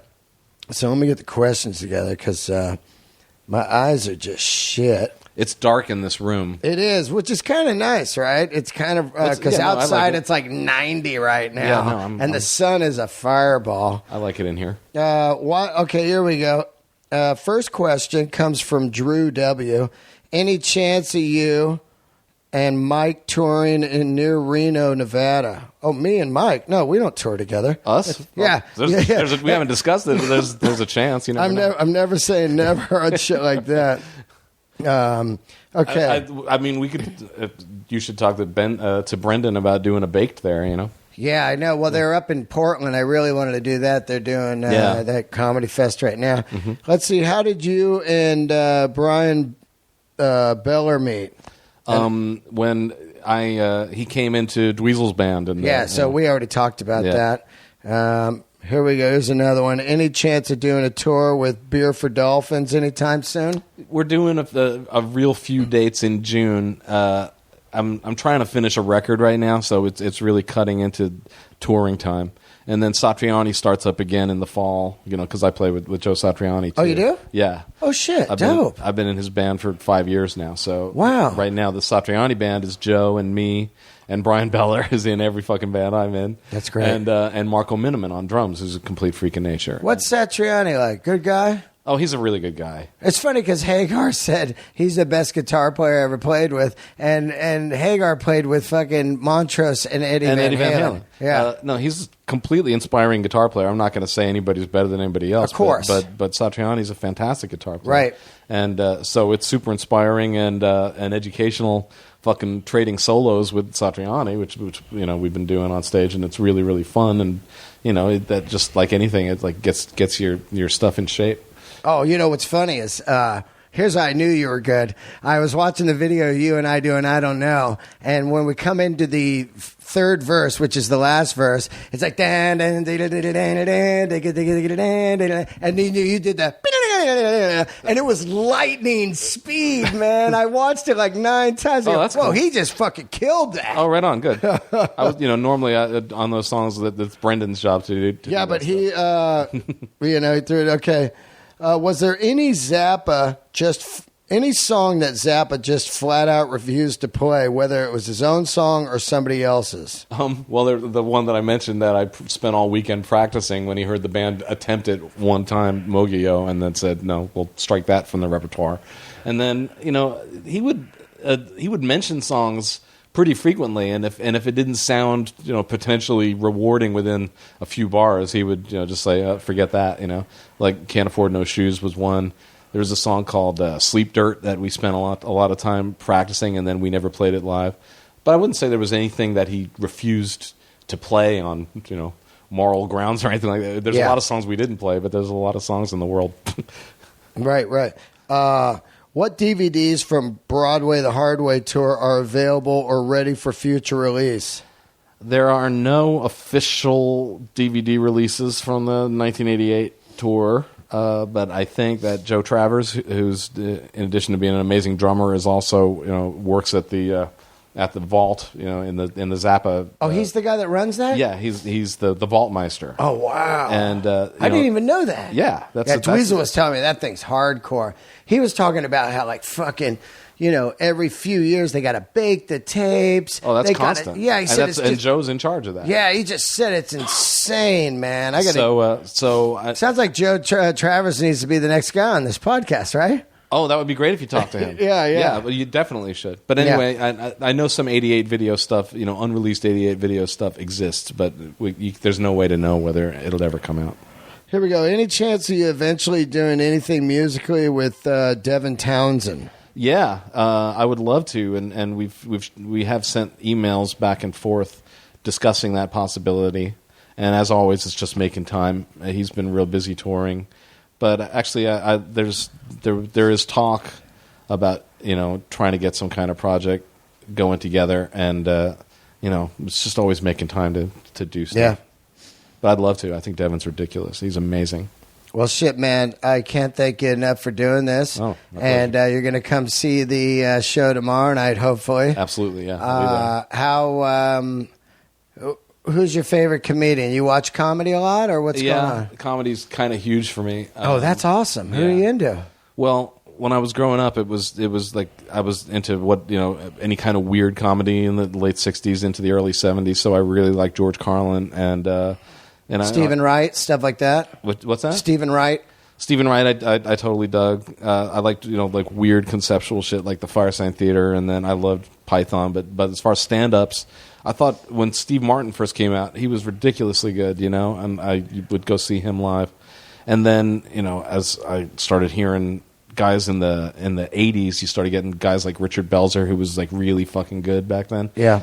He's still super talented, but he did like this really subversive, fucked up comedy, and you started seeing more really weird shit. Andy Kaufman. Yeah, Kaufman's a god. I always enjoyed like stuff that was conceptual like that, but also really funny and smart and fucked up in some way.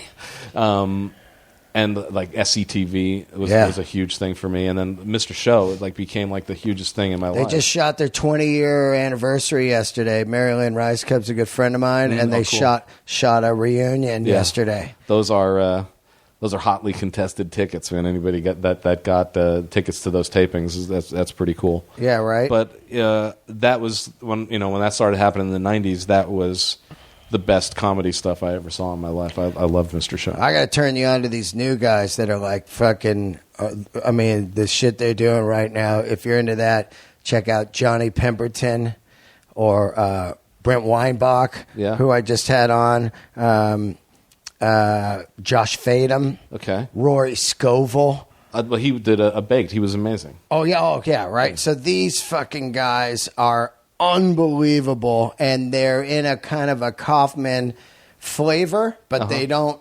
When you see them, you don't go, "Oh, they're doing Kaufman," right on. Which is what I hate the most when you see a guy and you go, "Oh, he's just doing Kaufman." No, you can't. You can only do that once. Yeah, that's what I said. Yeah. That is absolutely a one-time fucking thing. Yeah. But these 4 or 5 guys that I love, they'll blow your mind because they're so original and they're outside the box and they're bad. Oh, T.J. Miller. Okay. You watch Silicon Valley? No, he's on that. You should absolutely watch Silicon Valley because it's one of the funniest shows I've ever seen. Oh, fuck. Hands down. That's Mike Judge? Mike Judge, yeah, dude. Okay. And it's about, of course, nerds in Silicon Valley. And it is... Anything Mike Judge has done, Beavis and Butthead, of course, is fucking masterpiece. Mm-hmm. And anything he's done, I think, is so funny. And this is next level. Yeah, okay. Well, thank you so much, man. And where can people find you? If you know how to spell my name, it's just Keneally, then Keneally.com. Or there's a thing called RadioKeneally.com that has all my music up there that you can listen to nonstop. And then just go check out the live dates. If you're in California, Beer for Dolphins is going to be doing some shows in L.A. and San Pedro and San Francisco. Yeah, I'm going to go. Okay, right on. I want to go. Okay. And then, did you have fun? This? Yeah. Yeah, this was great. All right. Absolutely, man. Thank you. Yeah, thank you very much for having me. Thanks a lot, man. Thanks for tuning in another episode of Let There Be Talk. See you guys.